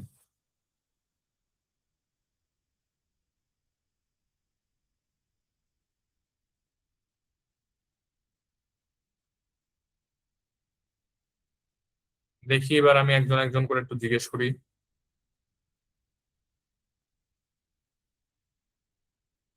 আচ্ছা, এখানে সাখাওয়াত ভাই বুঝতে পেরেছেন? সাখাওয়াত ভাই আছেন? জি ভাই, আছি আছি, বুঝতে পারছি। বুঝতে আমি পেরেছেন এই রেসপন্স ফিউচারের অঙ্কটা পুরো? জি জি, বুঝতে পেরেছি, একটুখানি প্যাচ লাগতেছে, কিন্তু মনে না না হচ্ছে না ভাইয়া, বুঝেছি বলেন আর কি, কোথায় এজন্য ম্যাচ একটু- লাগতেছে, আমরা একসাথে সলভ করি। কারণ ভাইয়া এই যে দেখেন, সবাই যদি আপনারা চুপ হয়ে থাকেন, আপনি মনে করতেছেন কোয়েশ্চেনটা সিলি, সবার মনের মধ্যে একই কোয়েশ্চেন, আপনি কোয়েশ্চেন করলে সবার জন্য এটা বেনিফিটেড হতে পারে। এটা কি আমরা এরকম করতে পারি কিনা, যে 12,500-কে প্রথমে আমরা 1 ইউনিট বের করে পরে 4টা ইউনিট করলাম, পরীক্ষার সময় 4 দিয়ে গুণ করব আমরা, কিন্তু প্রথমে যে 1 করে করলে কি সুবিধা হয় কিনা? প্রথমে 1 করে বলতে ভাইয়া এই যে আমরা 62,500 ইন্টু 0.05 যেটা, সেটা 1 ইউনিটের জন্য বের করলাম পার পাউন্ডে। অবশ্যই নো প্রবলেম এট অল। যদি আপনার বুঝতে সুবিধা হয় এভাবে, যে আপনার এভাবে আপনি লিখতে পারেন, লেটস সে আপনি একটু ভেঙে যদি করতে চান, আপনি এভাবে লিখলেন loss per contract equals to 0.05 into contract size equal to 0.05 into 62,500 $3125। এখন আপনি বললেন নাম্বার অফ কন্ট্রাক্টস নিয়েছেন আপনি 4টা, হ্যাঁ, তাহলে আপনি এখন কি করলেন 3125 ইন্টু 4, এখন আপনি $12,500 বের করলেন। 2 স্টেপেও করতে পারেন। ওটাই বলছি যে মানে হয়তো 2-1টা করার পরে ওটা আয়ত্তে চলে আসবে আর কি। এখন হ্যাঁ, নো হয়তো বা প্রবলেম, জি নো প্রবলেম। এইটা বুঝতে পেরেছেন? বাকিটা সাখাওয়াত ভাই, এই যে এইখানে এই যে কখন ভাগ করছি, কখন মাল্টিপ্লিকেশন হয়, এই জিনিসটা জি। বুঝতে পেরেছেন? একটা বেসিক হচ্ছে আমার কাছে আছে আর কি, আমি যেটা দিয়ে বুঝি, বেশি হলে গুণ হবে, কম হলে ভাগ হবে, এটা আমি মাথায় রাখি আর কি। ভাইয়া, না না না, এইখানে এই জিনিসটা এখানে অ্যাপ্লাই হবে না। মানে এই যে এইখানে অ্যাকচুয়াল মার্কেটে আপনি 2.5 লাখ পাউন্ড পাচ্ছেন আর রেট হলো এত। অনেকে ভুল করে যেটা করে ফেলে, অনেকে 2.5 লাখকে বলে দিবে, 2.5 লাখকে 1.9 দিয়ে ভাগ করে বলে দিবেন এত ডলার। এই ভুলটা সো কমন এবং কনস্ট্যান্টলি হচ্ছে এটা। দেখেন, এটা কিন্তু সিম্পল ম্যাথস, সবাইকে বলতেছি সিম্পল ম্যাথস। 2.5 লাখ পাউন্ড পাবেন, আপনাকে কোড দেয়া আছে কি 1 পাউন্ড সমান $1.9, 1 পাউন্ড সমান এত ডলার, আর 2.5 লাখ পাউন্ড পাবেন। তার মানে কি সিম্পল অঙ্ক, একদম ইউনিটারি মেথডের অঙ্ক। 1 পাউন্ড সমান সমান 1.9, তাহলে দেয়ারফর 2.5 লাখ পাউন্ড সমান সমান কত? 2.5 লাখ গুণ 1.9। যদি উল্টা হতো, এই পুরা জিনিসটা জাস্ট উল্টা হয়ে এরকম হতো যে পাউন্ড 1.9 সমান $1, তখন কি আর মাল্টিপ্লিকেশন করতেন?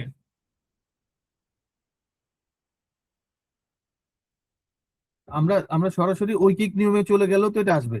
হ্যাঁ, এই জন্য আমি ঐকিক নিয়মের কথাই বলছি, যে পাউন্ড 1.9 পার ডলার আর 2.5 লাখ পাউন্ড পাচ্ছেন, তাহলে কি আর মাল্টিপ্লিকেশন হবে?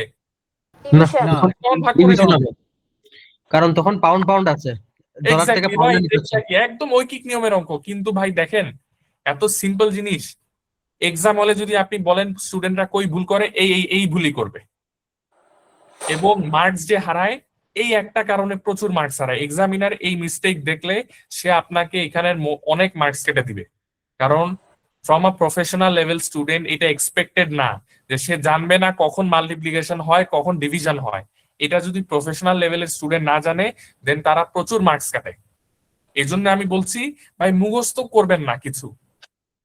যারা এই ভুলটা করে, এটা হয় মুখস্থর জন্য। বারবার বলছি ঐকিক নিয়মের কথা চিন্তা করেন, এটা চিন্তা করলে সবাই পারবেন। আর কার কোনো কনফিউশন এখানে?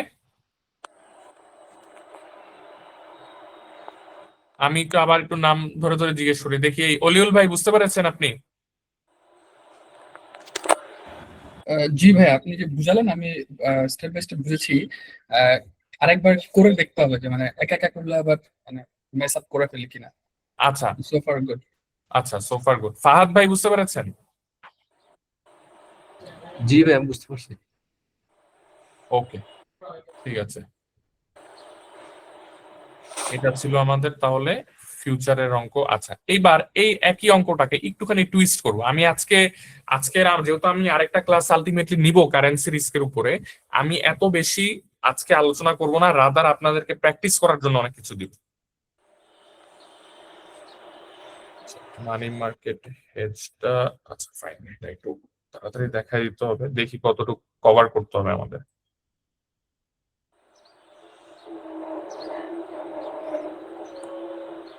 ওকে, এই যে এই এক্সাম্পলটা যে দেখলাম, এই এক্সাম্পলটাকে আমি একটু ঘুরাই দিই। ঘুরাই দিয়ে আমি বলি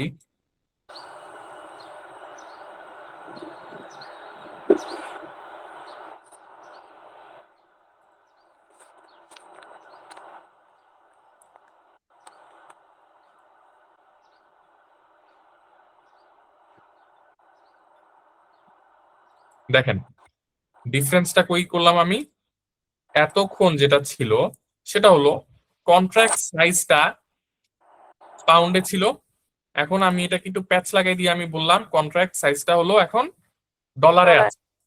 এখন যদি আপনি এরকম করেন যে নাম্বার অফ কন্ট্রাক্টস সমান সমান 2.5 লাখ ডিভাইডেড বাই 62,500, তাহলে এবং এখানে যদি বলেন 4, the answer is not correct because 2.5 lakh তো আছে ভাই পাউন্ডসে আর 62,000 আছে আপনার ডলারে। আপনি যদি উপরে থাকে পাউন্ড নিচে থাকে ডলার, তাহলে কি উত্তর কি আসবে? কন্ট্রাক্ট। ঐকিক নিয়ম। যে কোনো একটা কারেন্সি কনভার্ট করতে হবে। Yes, পাউন্ডে কনভার্ট করতে হবে। yes, exactly. তখন আমার কি করতে হবে? Equal to 2.5 lakh divided by 62,500 dollar. হ্যাঁ, 62,500 ডলার। এই ডলারটাকে আমার কিসে কনভার্ট করে নিতে হবে? এটাকে আমার পাউন্ডে কনভার্ট করে নিয়ে আসতে হবে, কারণ পাউন্ড উপরে আমার সেম রাখতে হবে। 2.5 লাখ পাউন্ড যেটা, এখানে কনভার্সনের কিছু নাই। এই 2.5 লাখ তো ভাই আমি পাবোই। আমার ফিউচার মার্কেটের এখানে অ্যাডজাস্টমেন্ট দিতে হবে। কিভাবে? দেখেন আমার ফিউচার মার্কেটের রেট কত? 1.85 1.85 ডলার পার পাউন্ড। আর আমি বলতেছি ফিউচার মার্কেটের কন্ট্রাক্ট আছে 62,500 ডলার। তাহলে এটা পাউন্ডে কনভার্ট করার জন্য কি 62,500 দিয়ে 1.85 গুণ দিব? 1.85 দেখেন কি বুঝি নাই, এটা দিয়ে কি মাল্টিপ্লাই করব? না 62,500 ভাগ 1.85। Exactly, very good, exactly. তাহলে দেখেন নাম্বার অফ কন্ট্রাক্টস বের করার জন্য তাহলে আমাদের কি করা লাগবে? 2.5 লাখ বাই 62,500, কিন্তু ওই 62,500 কে আবার 1.85 দিয়ে আমাদের ভাগ করে নিয়ে আসতে হবে। ভাগ করে তারপরে পাউন্ড যাতে কাটাকাটি হয়। এটা কি সবার কাছে ক্লিয়ার? ক্লিয়ার। ওকে, ভেরি গুড। এটা যদি জানেন তাহলে দিস ইজ অল। কারেন্সি ফিউচারসে কমপ্লেক্সিটিটা এখানেই অনেকে প্যাচ লাগায় ফেলে। এগুলা মূলত কখন ভাগ হবে, কখন মাল্টিপ্লিকেশন হবে এবং কন্ট্রাক্ট সাইজটাকে এনশিওর করা যে সেম কারেন্সির কারণে যেন আনসারটা আসে। That's it. এখন আপনাদের যেটা করতে হবে, কারেন্সি ফিউচারের দেখাচ্ছি কোন কোন অঙ্ক আছে। এখানে কারেন্সি ফিউচারের এটা কারেন্সি ফিউচার না, অপশনস এর এটা দেখি। ম্যাক্সিমাম তো কারেন্সি অপশন দেখছি। আচ্ছা, এখানে আরো আছে এগুলো, এখানে আছে নিচে যে এগুলো, এই যে কারেন্সি কিছু ফিউচার্স এর অঙ্ক আছে, আমিও বলে দিব কোনগুলা করতে হবে। বাসায় বসে বসে এগুলো একটু সলভ করে নিতে হবে আপনাদের, ঠিক আছে? আচ্ছা, কারেন্সি ফিউচার্স গেল। মানি মার্কেট হেজ, এটা আরো আরেকটা মেথড। এটা আমরা এই ক্লাসে এখন হয়তো আলোচনা করব না। আমি আপনাদেরকে কারেন্সি অপশনটা দেখাই, কারণ এটা নিয়ে বেশি কোয়েশ্চেন আসে। কারেন্সি ফিউচারে কারো কোনো কোয়েশ্চেন আছে? বলতে পারেন আমাকে। ভাইয়া ওই উপরে একটা আপনি অ্যাসেন্ডিং এর কথা বলেছিলেন, ওটা একটু আরেকবার বলা যাবে? ওটা ছিল Future- ফরওয়ার্ডের ক্ষেত্রে ভাইয়া। হ্যাঁ ওটাই। যদি এই- ফরওয়ার্ড রেট এভাবে দেয়া থাকে, ফরওয়ার্ড এই যে 0.5 0.7 মানে জি। ছোট থেকে বড়, তাহলে কি আপনি স্পট রেটের সাথে এটা যোগ করবেন না বিয়োগ করবেন? যোগ করব। যোগ করবেন। যোগ করবেন কেন? যাতে এই মাঝখানে যে গ্যাপটা আছে, এই গ্যাপটা যাতে আরো বড় কমে হয়। আসে। না, গ্যাপটা বড় করতে হবে, কারণ গ্যাপটা কার প্রফিট? এই দুইটা রেটের মধ্যে যে গ্যাপ, এই গ্যাপটা কার প্রফিট? এক্সপোর্টারের। কার? এক্সপোর্টার। নো, ব্যাংকের প্রফিট। ব্যাংকের প্রফিট, এক্সপোর্টারের প্রফিট না। 120 121 হওয়ার পার্থক্যর উদ্দেশ্যটা কি? কে প্রফিট করতে পারে এটা? হ্যাঁ, ব্যাংকের প্রফিট, সরি। ব্যাংকের প্রফিট, রাইট। তাই 0.5 0.7 দিলে যোগ করবেন, যাতে ব্যাংকের এই প্রফিট মার্জিনটা এটা যেন বাড়ে। আর যদি বড় থেকে ছোট হয়, তখনও তখন যদি অ্যাড করে ফেলেন, তখন কি ব্যাংকের প্রফিটটা উল্টা কমে যাবে না? হ্যাঁ, কমে যাবে। তাই আপনার কি করতে হবে? এটাকে বিয়োগ করতে হবে। বিয়োগ করলেই ব্যাংকের প্রফিটটা বাড়বে। ক্লিয়ার? বাড়বে। জি জি জি জি ধন্যবাদ ভাই। ঠিক আছে।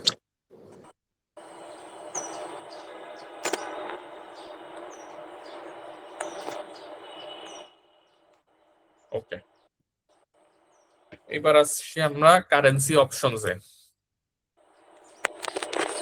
কারেন্সি অপশনস নিয়ে আলোচনা করে we will end the class today. এরপর আপনারা এখানে অনেকগুলা প্র্যাকটিস আছে, অনেক প্র্যাকটিস করতে পারবেন আপনারা। মানি মার্কেট হেজ নামে একটা জিনিস আছে, এটা এটা আমি আপনাদেরকে এর পরবর্তী ক্লাসে যে মানি মার্কেট হেজটা কভার করে দিই, বেশি কভার করার স্কোপ নেই। আচ্ছা,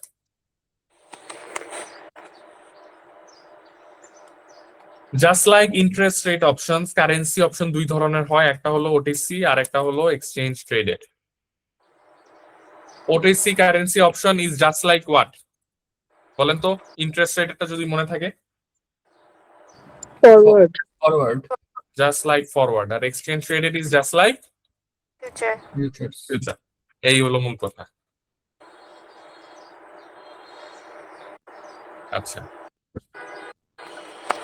দেখেন এইখানে আপনার দ্য রিসিট ইজ, এই যে আপনার এখানে sugar limited is expecting to receive 20 million South African rands in 1 months time, current spot rate is এত।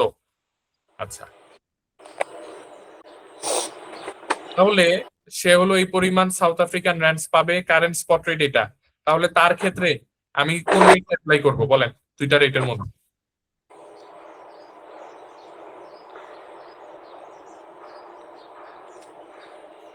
কোনটা অ্যাপ্লাই করব? কমটা।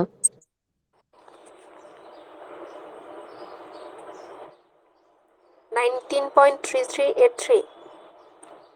Any different answers? কারো কি মনে হচ্ছে 19.3582?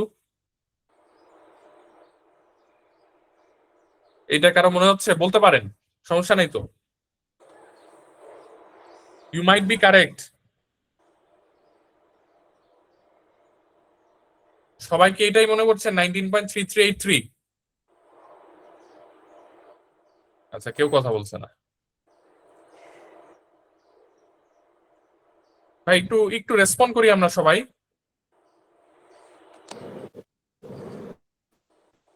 আচ্ছা দেখেন, ওর কারেন্সি ভাইয়া। আমরা জানি না, হ্যাঁ হ্যাঁ বলেন।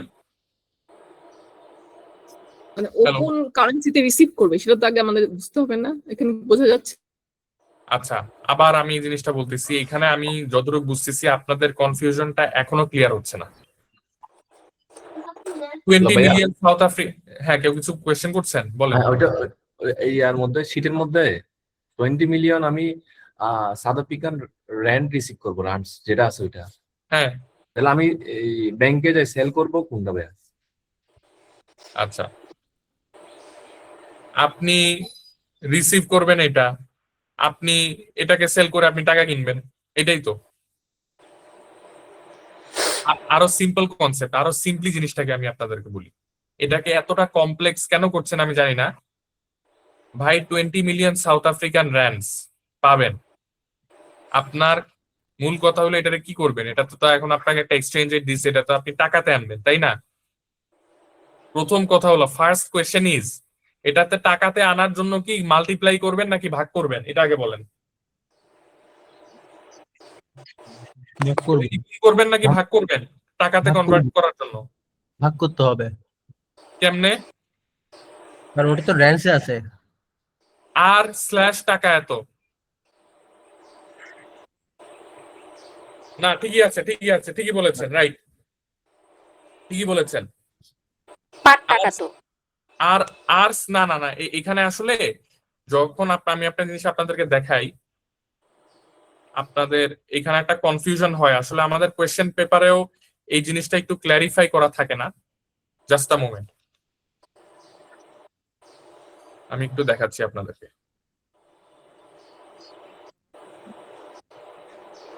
একটু ওয়েট করেন। এই যে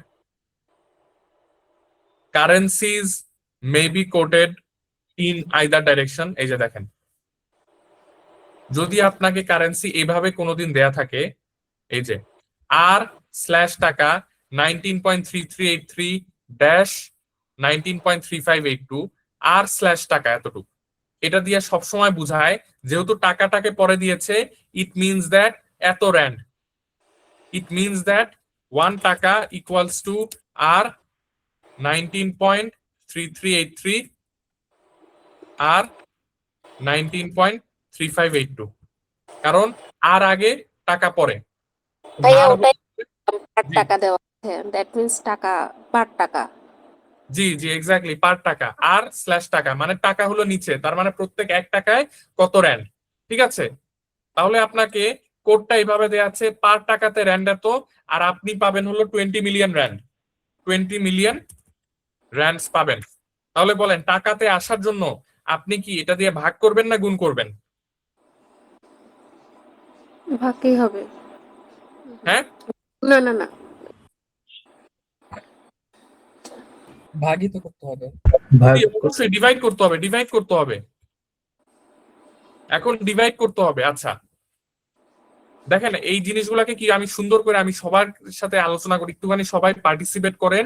এটা এখন ক্লাসে না বুঝতে পারলে পরবর্তীতে কিন্তু খুব ডিফিকাল্ট হবে জিনিসটা বোঝা। আপনার ডিভাইড করতে হবে, ফাইন। আপনি হলো রিসিভ করছেন তাই না, ইউ আর রিসিভিং। রিসিভ করার সময় কি কম রিসিভ করবেন না বেশি রিসিভ করবেন বলেন? কম রিসিভ করব। কম রিসিভ আই করবো। Receive less always. তাহলে আপনি 20 মিলিয়নকে এমন একটা রেট দিয়ে ভাগ করতে হবে যে রেট দিয়ে ভাগ করলে আপনি কম রিসিভ করবেন। কোন রেটটা দিয়ে ভাগ করবেন? 19.38 9.35 দিয়ে ভাগ করলে কম receive. Exactly, right right right, 19.3582 দিয়ে ভাগ করতে হবে। এজন্য কারেন্সির অঙ্ক করার সময় প্রথম জিনিসটা আপনার first question is divide or multiply by the rate, কোনটা করবেন, এটা হলো ফার্স্ট কোয়েশ্চেন। সেকেন্ডটা হলো are you receiving or paying, এরপর হলো রেট সিলেকশন। এইভাবে আপনি whether you are dividing or multiplying এটা আগে বের করবেন, তারপরে আপনি বের করবেন আপনি কি টাকা রিসিভ করছেন নাকি পে করছেন। রিসিভ করলে কম পাবেন, পে করলে বেশি দিবেন। তাহলে পে যদি বেশি করেন তাহলে কোন রেট দিয়ে করলে এটা বেশি আসবে, এই জিনিসটা ডিসিশন নিতে হবে। এটা কি খুব বেশি কঠিন লাগছে আপনার কাছে, আপনাদের কাছে এই ডিসিশন গুলা? দ্যাট মিন্স হায়ারটা দিয়েই ডিভিশন করলেই তো আমি লোয়ার রিসিপ্টটা পাচ্ছি। Yes, right right, exactly. আর পেমেন্ট করলে লোয়ারটা দিয়ে করব। জি,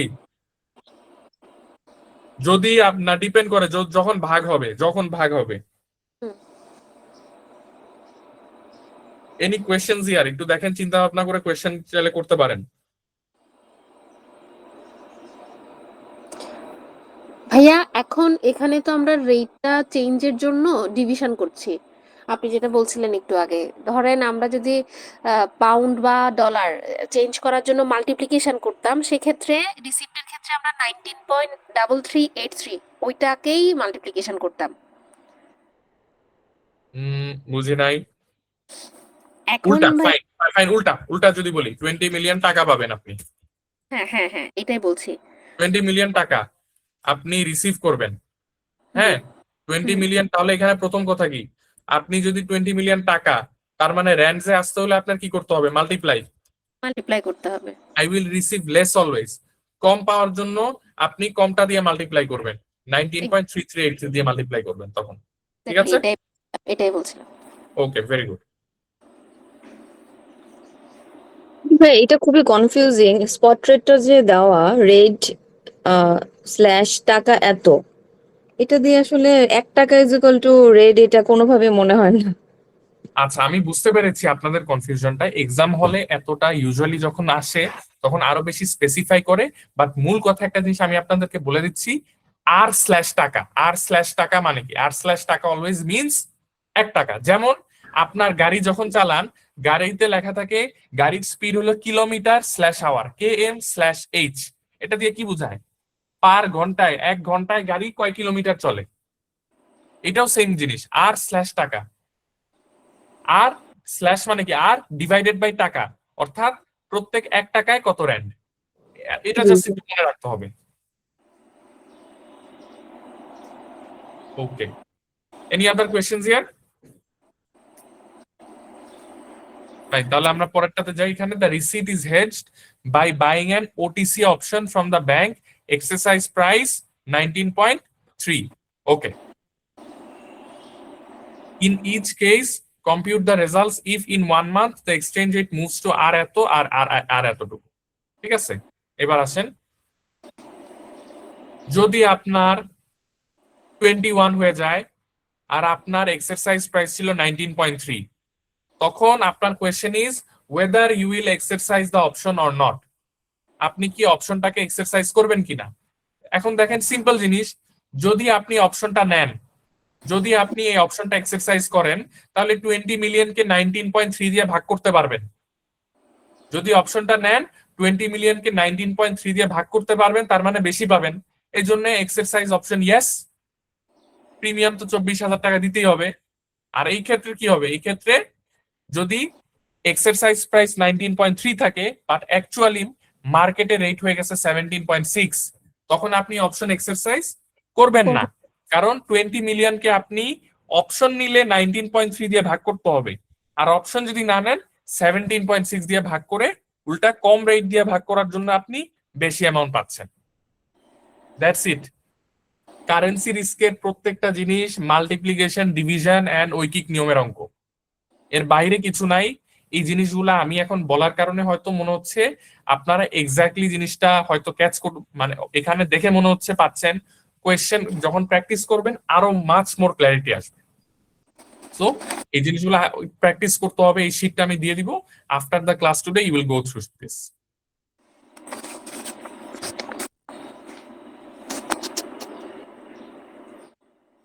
ফাইন, এর পরেরটা দেখি আমরা।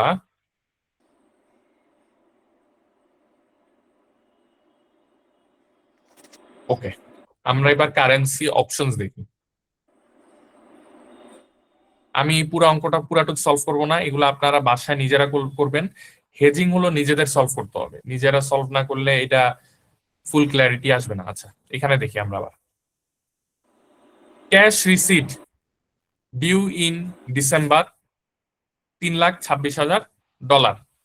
আচ্ছা, প্রথম কথা হলো আপনি এই ক্ষেত্রে এই ডলারটাকে সেল করে আপনি পাউন্ড কিনবেন, আপনি কোন রেটটা অ্যাপ্লাই করবেন এই দুইটার মধ্যে? স্পট আপনাকে এটা বলে দিচ্ছে ডলার বাই পাউন্ড, অর্থাৎ 1 পাউন্ডে কত ডলার এটা বলে দিচ্ছে। আর এটা হলো আপনি রিসিভ করবেন, কোন রেটটা অ্যাপ্লাই হবে সেটা বলেন আমাকে। 1.8945। আর কোনো ডিফারেন্ট আনসার?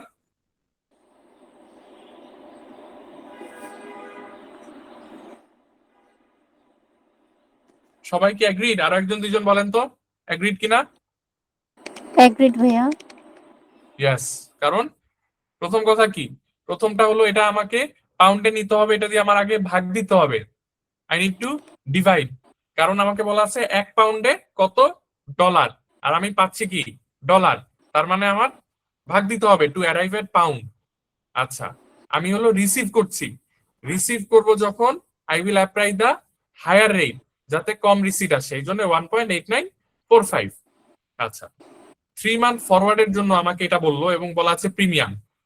প্রিমিয়াম বলা থাকুক আর না থাকুক, আপনারা বলেন আপনারা এখানে ফরওয়ার্ড রেটে আসার জন্য এই 1.8906 এর সাথে কি 0.76 যোগ করবেন না বিয়োগ করবেন? লেস করব, বিয়োগ করব। এটাকে লেস করব, ভেরি সিম্পল। এবার আসি আমরা ফিলাডেলফিয়া স্টক, এখানে আচ্ছা এই কলস এন্ড পুটস দিয়ে রাখছে আপনাকে, অর্থাৎ এটা হলো কি this is they are talking about traded options, এটা হলো ট্রেডেড কারেন্সি অপশন। তখন আমরা দেখেছি ওটিসি অপশন, আর এটা হলো traded currency option. Okay fine, তাহলে দেখি আমরা ট্রেডেড কারেন্সি অপশনটা কিভাবে করতে হয়।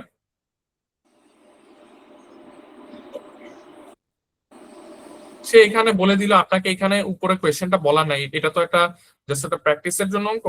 এই যে স্ট্রাইক রেট 1.88, 1.89, 1.90, 1.91, এগুলা সব কিসে? Everything is dollar per pound. Okay, এগুলো হলো ডলার পার পাউন্ড। আর কলস আর পুটস এর নিচে এই অ্যামাউন্ট গুলো আমরা, আপনারা তো ইন্টারেস্ট রেট অপশনসও করেছেন, কলস আর পুটস এর নিচে যেগুলো আছে এগুলা কি, এগুলাকে কি বলি আমরা? What are this? Premium. Premium. এগুলো হলো সব প্রিমিয়াম গুলা। এবং দেখছেন এখানে বলা আছে সেন্স, এগুলো এগুলো একটুখানি টার্মিনোলজি গুলো আমাদের জানতে হবে। ব্র্যাকেটে লিখে দিয়েছি কি, সেন্স পার ডলার, পাউন্ড, সরি, পার পাউন্ড। তার মানে Per pound। এই প্রিমিয়াম গুলা হলো 2.77 কি সেন্স, এটা হলো প্রিমিয়াম গুলা হলো 2.77 সেন্স পার পাউন্ড। সেন্ট মানে কি, সেন্ট মানে হলো 2.77 ডিভাইডেড বাই 100, এত ডলার, অর্থাৎ 0.0277 dollar per pound. Cent, cent is equal to paisa, আমরা বলি না পয়সা, 100 পয়সায় 1 টাকা, তেমন 100 সেন্টে 1 ডলার, এজন্য 0.0277 ডলার পার পাউন্ড, এটা হলো প্রিমিয়াম।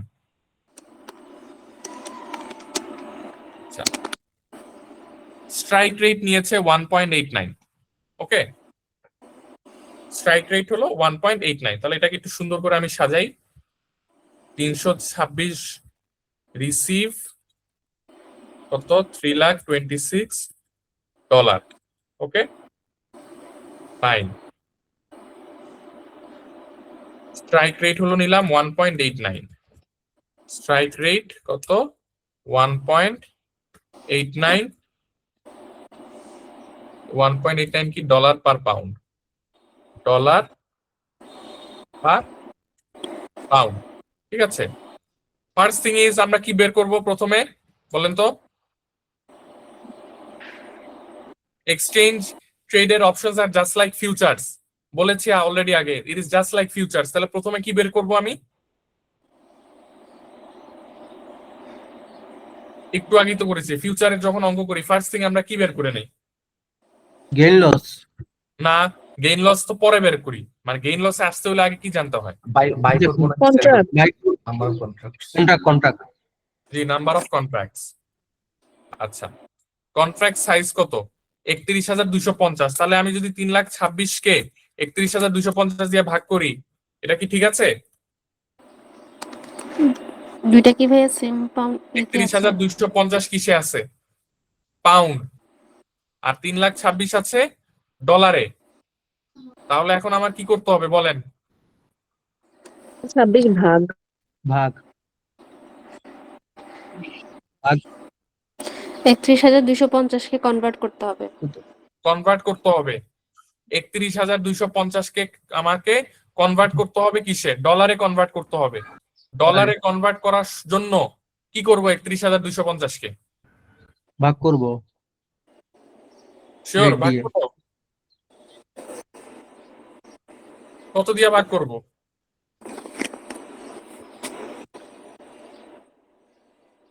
ভাই ইউনিটারি মেথডের অঙ্ক,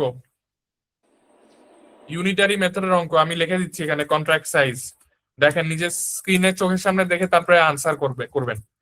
পাউন্ড 31,250, বলেন এবার নাম্বার অফ কন্ট্রাক্টস কিভাবে বের করব?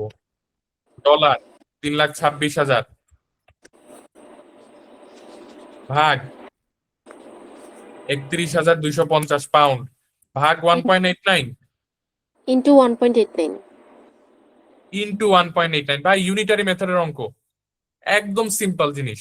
31,250 পাউন্ড, পার পাউন্ডে 1.89 ডলার, তাই এটাকে মাল্টিপ্লাই করা হবে 5.5। যেহেতু 5.5 বলতে কিছু নাই, ইউ উইল টেক 6 কন্ট্রাক্টস। এটা কি বুঝতে পেরেছি এই কন্ট্রাক্টের ক্যালকুলেশনটা?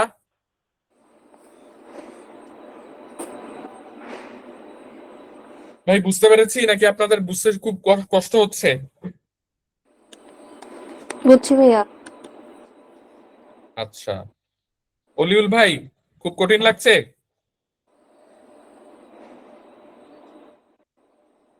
অলিউল ভাই আছেন? শাখাওয়াত ভাই বুঝা যাচ্ছে? শাখাওয়াত ভাই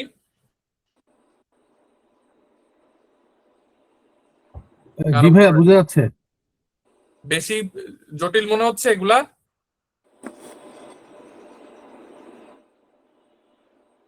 নয়ন ভাই বোঝা যাচ্ছে? ভাইয়া বুঝছি, কিছু কনফিউশন হচ্ছে আর কি, ম্যাথ করলে ওগুলো দূর হয়ে যাবে ভাইয়া।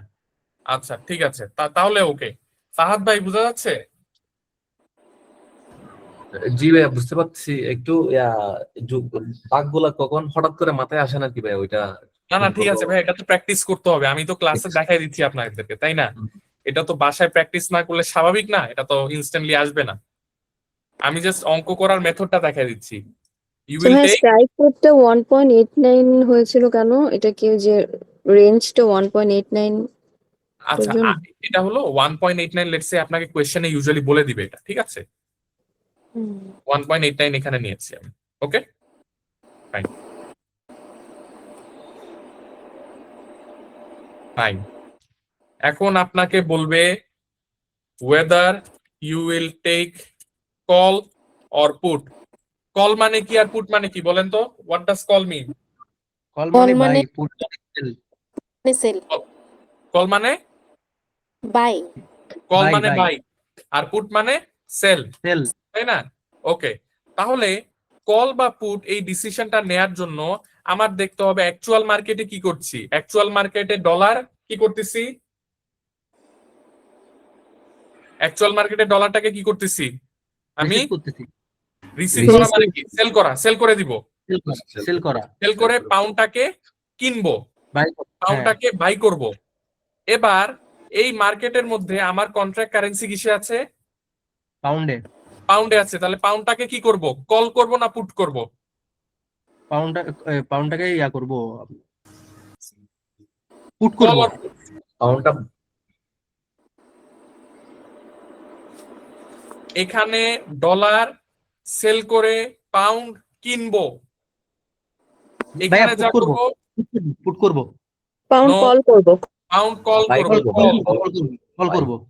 কল করব জি, কারণ পাউন্ডটাকেও আমার কিনতে হবে, কিনা মিন্স কল করতে হবে। কল করা। ইয়েস, তাহলে এটার কারণে আমার এখন বের হয়ে গেল 1.89 আর কলে 2.17। সো আমার কত টাকা প্রিমিয়াম এটাও বের হয়ে গেল। Premium is equal two 0.0217 dollar per pound. Fine, 6 contracts. এবার আসেন, এবার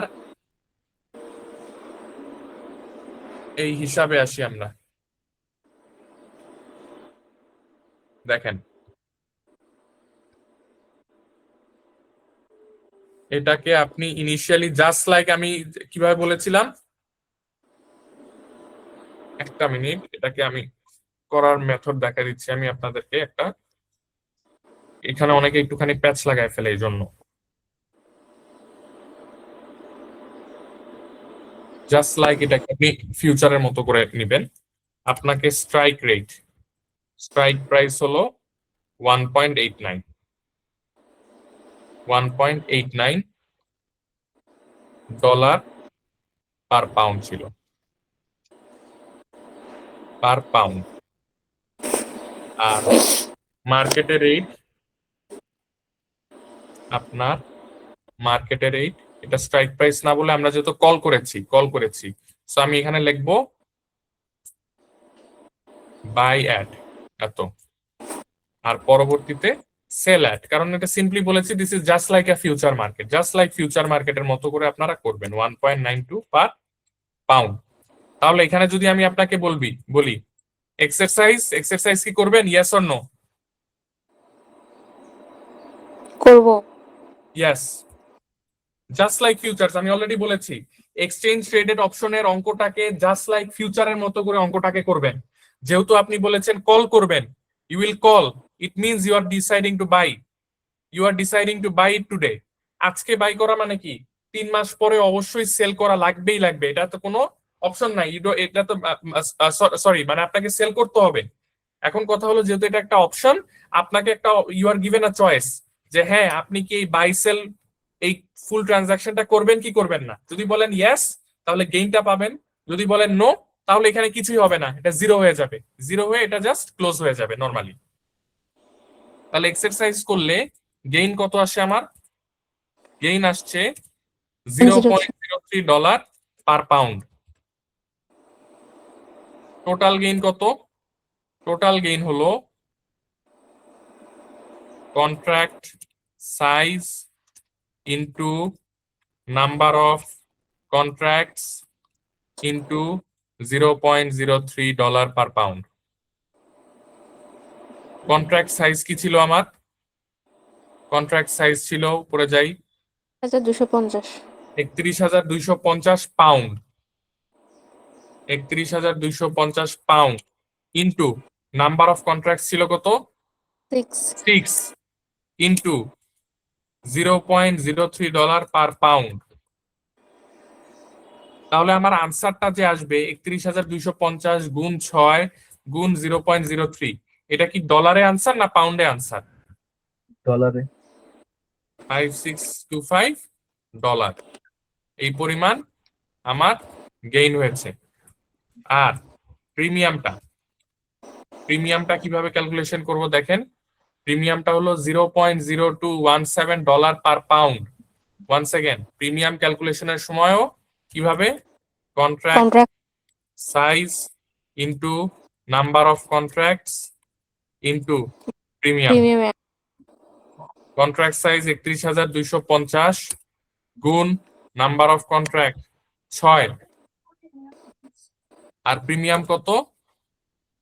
প্রিমিয়াম ছিল $0.0217 পার পাউন্ড। তাহলে এটা ডলার। এটাও ডলারে আসবে। 31,250 গুণ 6 গুণ 0.0217, তাহলে 4069, এটাও কি ডলার। সো নেট পজিশন কি? আর এদিকে এট দ্য সেম টাইম এটা হলো অপশন মার্কেট। অপশন মার্কেটের এই দুইটা ঘটনা ঘটছে। অপশন মার্কেটে 5625 গেইন করছি আর $4069 প্রিমিয়াম দেয়া লাগছে। আবার দেখেন এই অঙ্কটা খুবই একটুখানি জটিল টাইপের অঙ্ক। অঙ্কটা একটুখানি জটিল। আর অ্যাকচুয়াল মার্কেটে কি হয়েছে? অ্যাকচুয়াল আপনারা কি এটা বুঝতে পেরেছেন কিনা আগে এতটুকু বলেন আমাকে। এই ক্যালকুলেশনটা কি বুঝতে পেরেছেন সবাই? একজন বললে হবে না, আমি সবার কাছ থেকে একটু শুনতে যাচ্ছি। জি ভাই, বুঝেছি ভাই। কঠিন লাগছে বেশি এটা? না না ভাই। ওকে ফাইন, তাহলে এটা হয়েছে কোথায় আমার? এটা হয়েছে আমার অপশন মার্কেটে। অপশন মার্কেটে ব্রোকার আমাকে $5625 গেইন দিল আর $4609 আমাকে বললো যে আমার এতটুকু প্রিমিয়াম দেয়া লাগছে। ঠিক আছে, এতটুকু আমাকে প্রিমিয়াম দেয়া লাগছে। এইবার আসেন, এখন আমরা ওভারঅল সিনারিওটা দেখি। ওভারঅল এখানে সিনারিওটা কি হয়েছে এবং আমার নেট পজিশনটা বের করতে হবে। ক্যাশ রিসিট, আমি কোন দেশি কোম্পানি? আমি ইউকের কোম্পানি। আমাকে এত পরিমাণ ডলার আমি পাবো 3 মাস পরে, এবং তখন অ্যাকচুয়াল রেটটা হয়ে গেল 1.92। এইবার আসেন অ্যাকচুয়াল মার্কেটে। অ্যাকচুয়াল মার্কেটে কি হচ্ছে? $3,26,000 পাচ্ছি আর আমার রেট হলো 1.92, 3,26,000 রিসিভ, আর রেট আফটার 3 মান্থস হলো $1.92 পার পাউন্ড। তার মানে অ্যাকচুয়াল মার্কেট রিসিভ কত? অ্যাকচুয়াল রিসিভ 3,26,000 আর 1.92 কি করবো? ভাগ করবো না গুণ করবো? গুণ করব। হ্যাঁ গুণ করব ভাইয়া। শিওর? হ্যাঁ ভাইয়া। এটা কি 1.92 কি ডলার। Dollar per pound? হ্যাঁ। 1.92 ডলারে যদি 1 পাউন্ড হয়, $1 কত পাউন্ড? তাহলে $3,26,000 কত পাউন্ড? ঐকিক নিয়ম।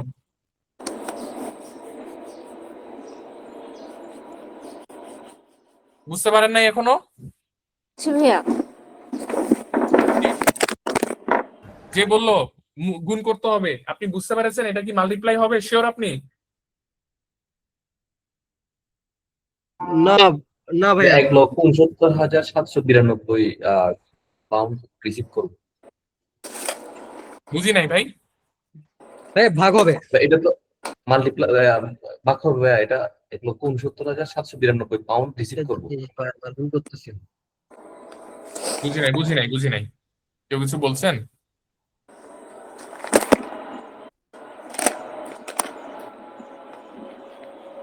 কেউ কিছু বলছেন? আমি শুনতে পারি নাই। হ্যালো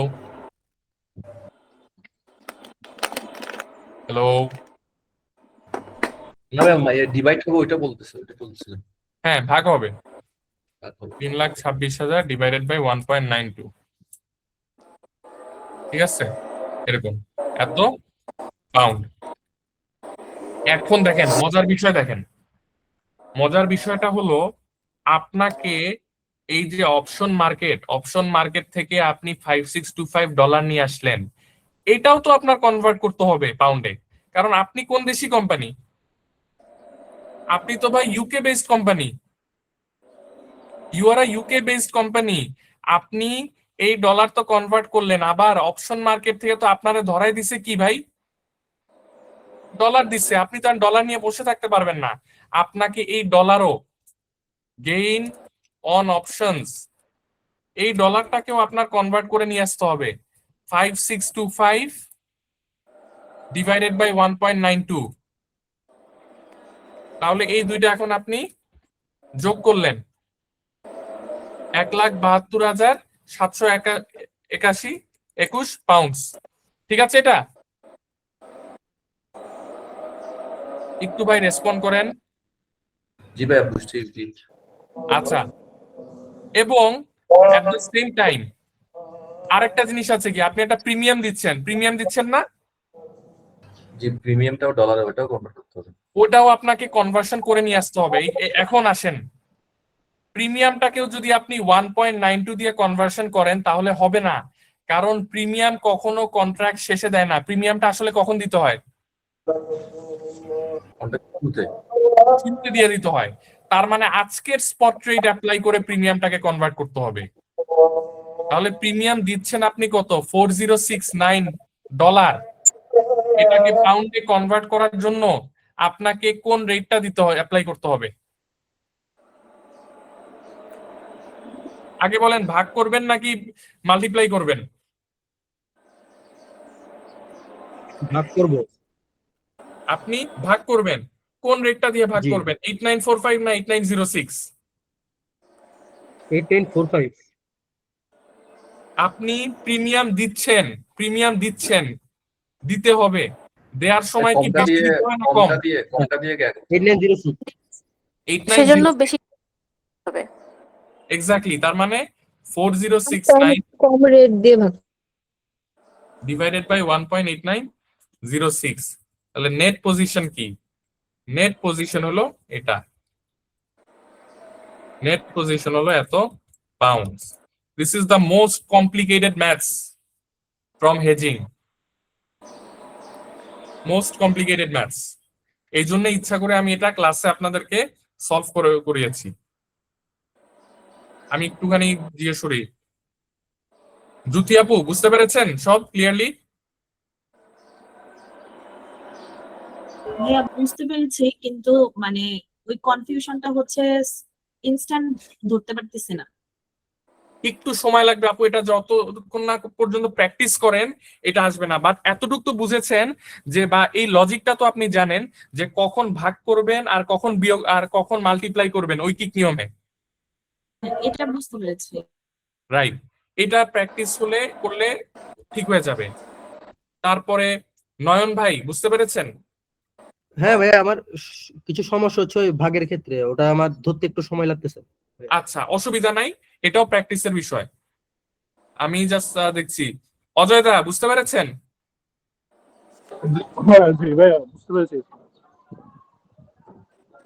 আচ্ছা, এখানে তো দুইজন আছে, আপনার দুইটা সেম নাকি ভাই, নাকি ডিফারেন্ট? আচ্ছা, অজয় দা, দাদা আরেকজন বলেন, বুঝতে পেরেছেন?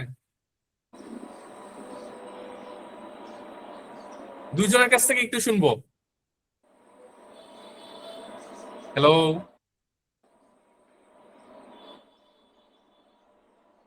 অজয় দা বুঝতে পেরেছেন?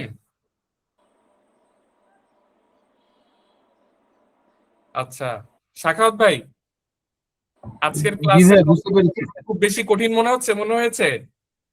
একটুখানি ধরতে সময় লাগছে, একটু, বাট আই বুঝতে আন্ডারস্ট্যান্ড, পারছি। একটুখানি এটা অন্য চ্যাপ্টার থেকে একটু জটিল, এটা একটু প্র্যাকটিস না করলে না হাতে আসবে না। আমি ইনস্ট্যান্টলি এখনই আপনাদেরকে লিখে দিচ্ছি ক্লাস শেষে কোনটা কোনটা প্র্যাকটিস করতে হবে বই থেকে।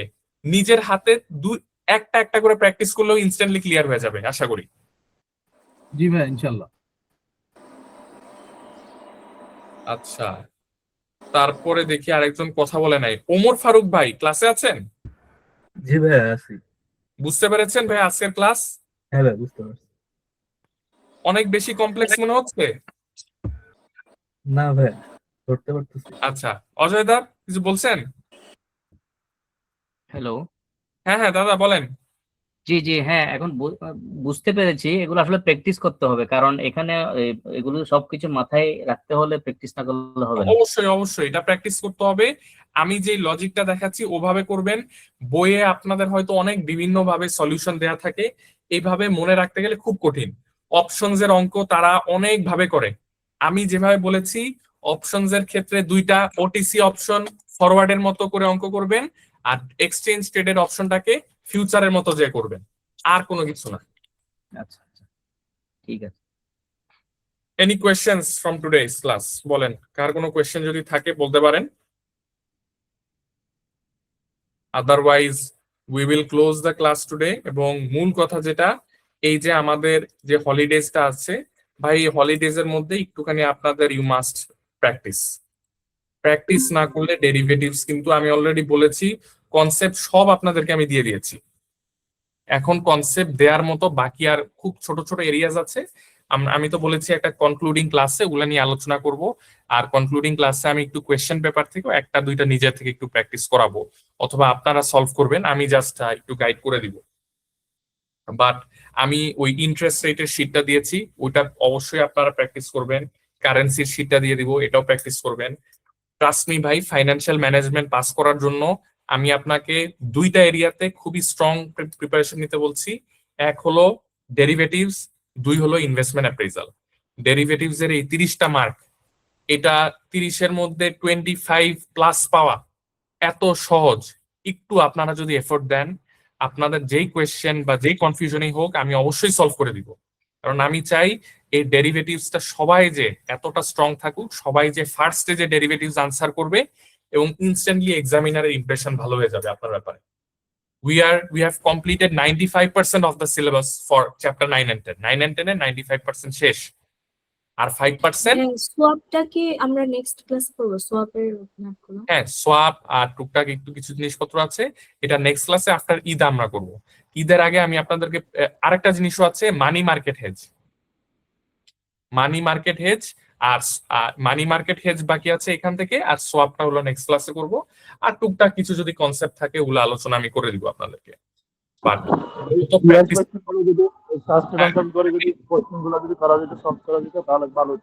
বুঝি না ভাই। যদি আমাদের একটু সলভ করে দিতেন ইয়ার কোশ্চেন গুলো। আচ্ছা, ইয়ার কোয়েশ্চেন আমরা নেক্সট ক্লাসেই কিছু সলভ করব। এর আগে আমি আপনাদেরকে বাসা থেকে সলভ করার জন্য কিছু অঙ্ক দিচ্ছি। ইয়ার কোয়েশ্চেন যেগুলো আসবে এগুলা হলো আপনার আমি যা করতে দিব তার থেকে সহজ আসবে। আমি যেগুলা দিব এর থেকে কঠিন কিছু পাবেন না। But still we will solve a few in the class. হ্যাঁ, লাস্ট ক্লাসে একটা অঙ্ক তো একটু ঝামেলা ছিল, বলবো? হ্যাঁ বলেন। ইন্টারেস্টেড ফিউচারে 4 নাম্বার ম্যাথটা, এখানে গ্যারান্টি ফি, এখানে একটু এই ক্যালকুলেশনটা একটু বুঝতেছি না।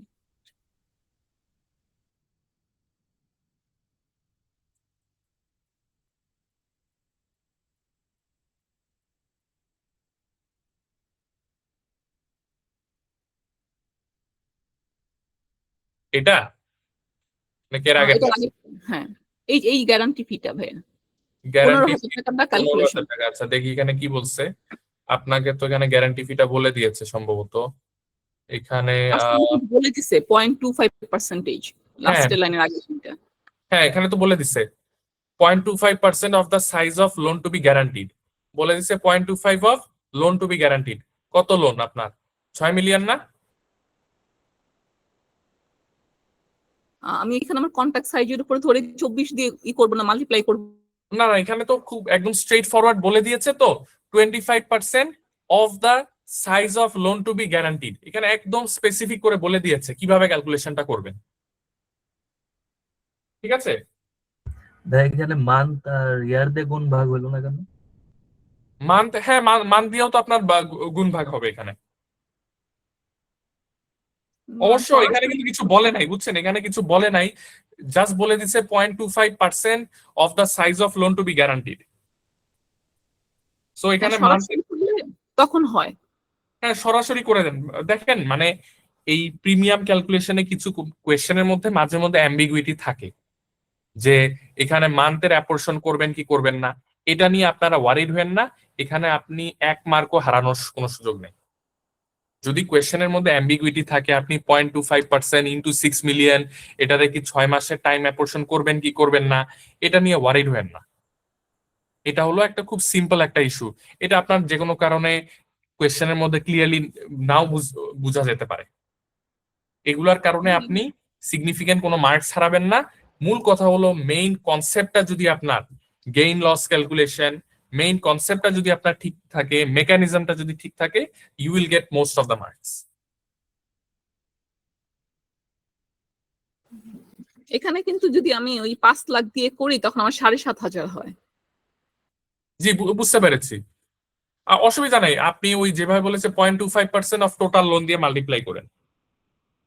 জি ভাই ঠিক। ঠিক আছে, তাহলে এনি আদার কোয়েশ্চেন্স?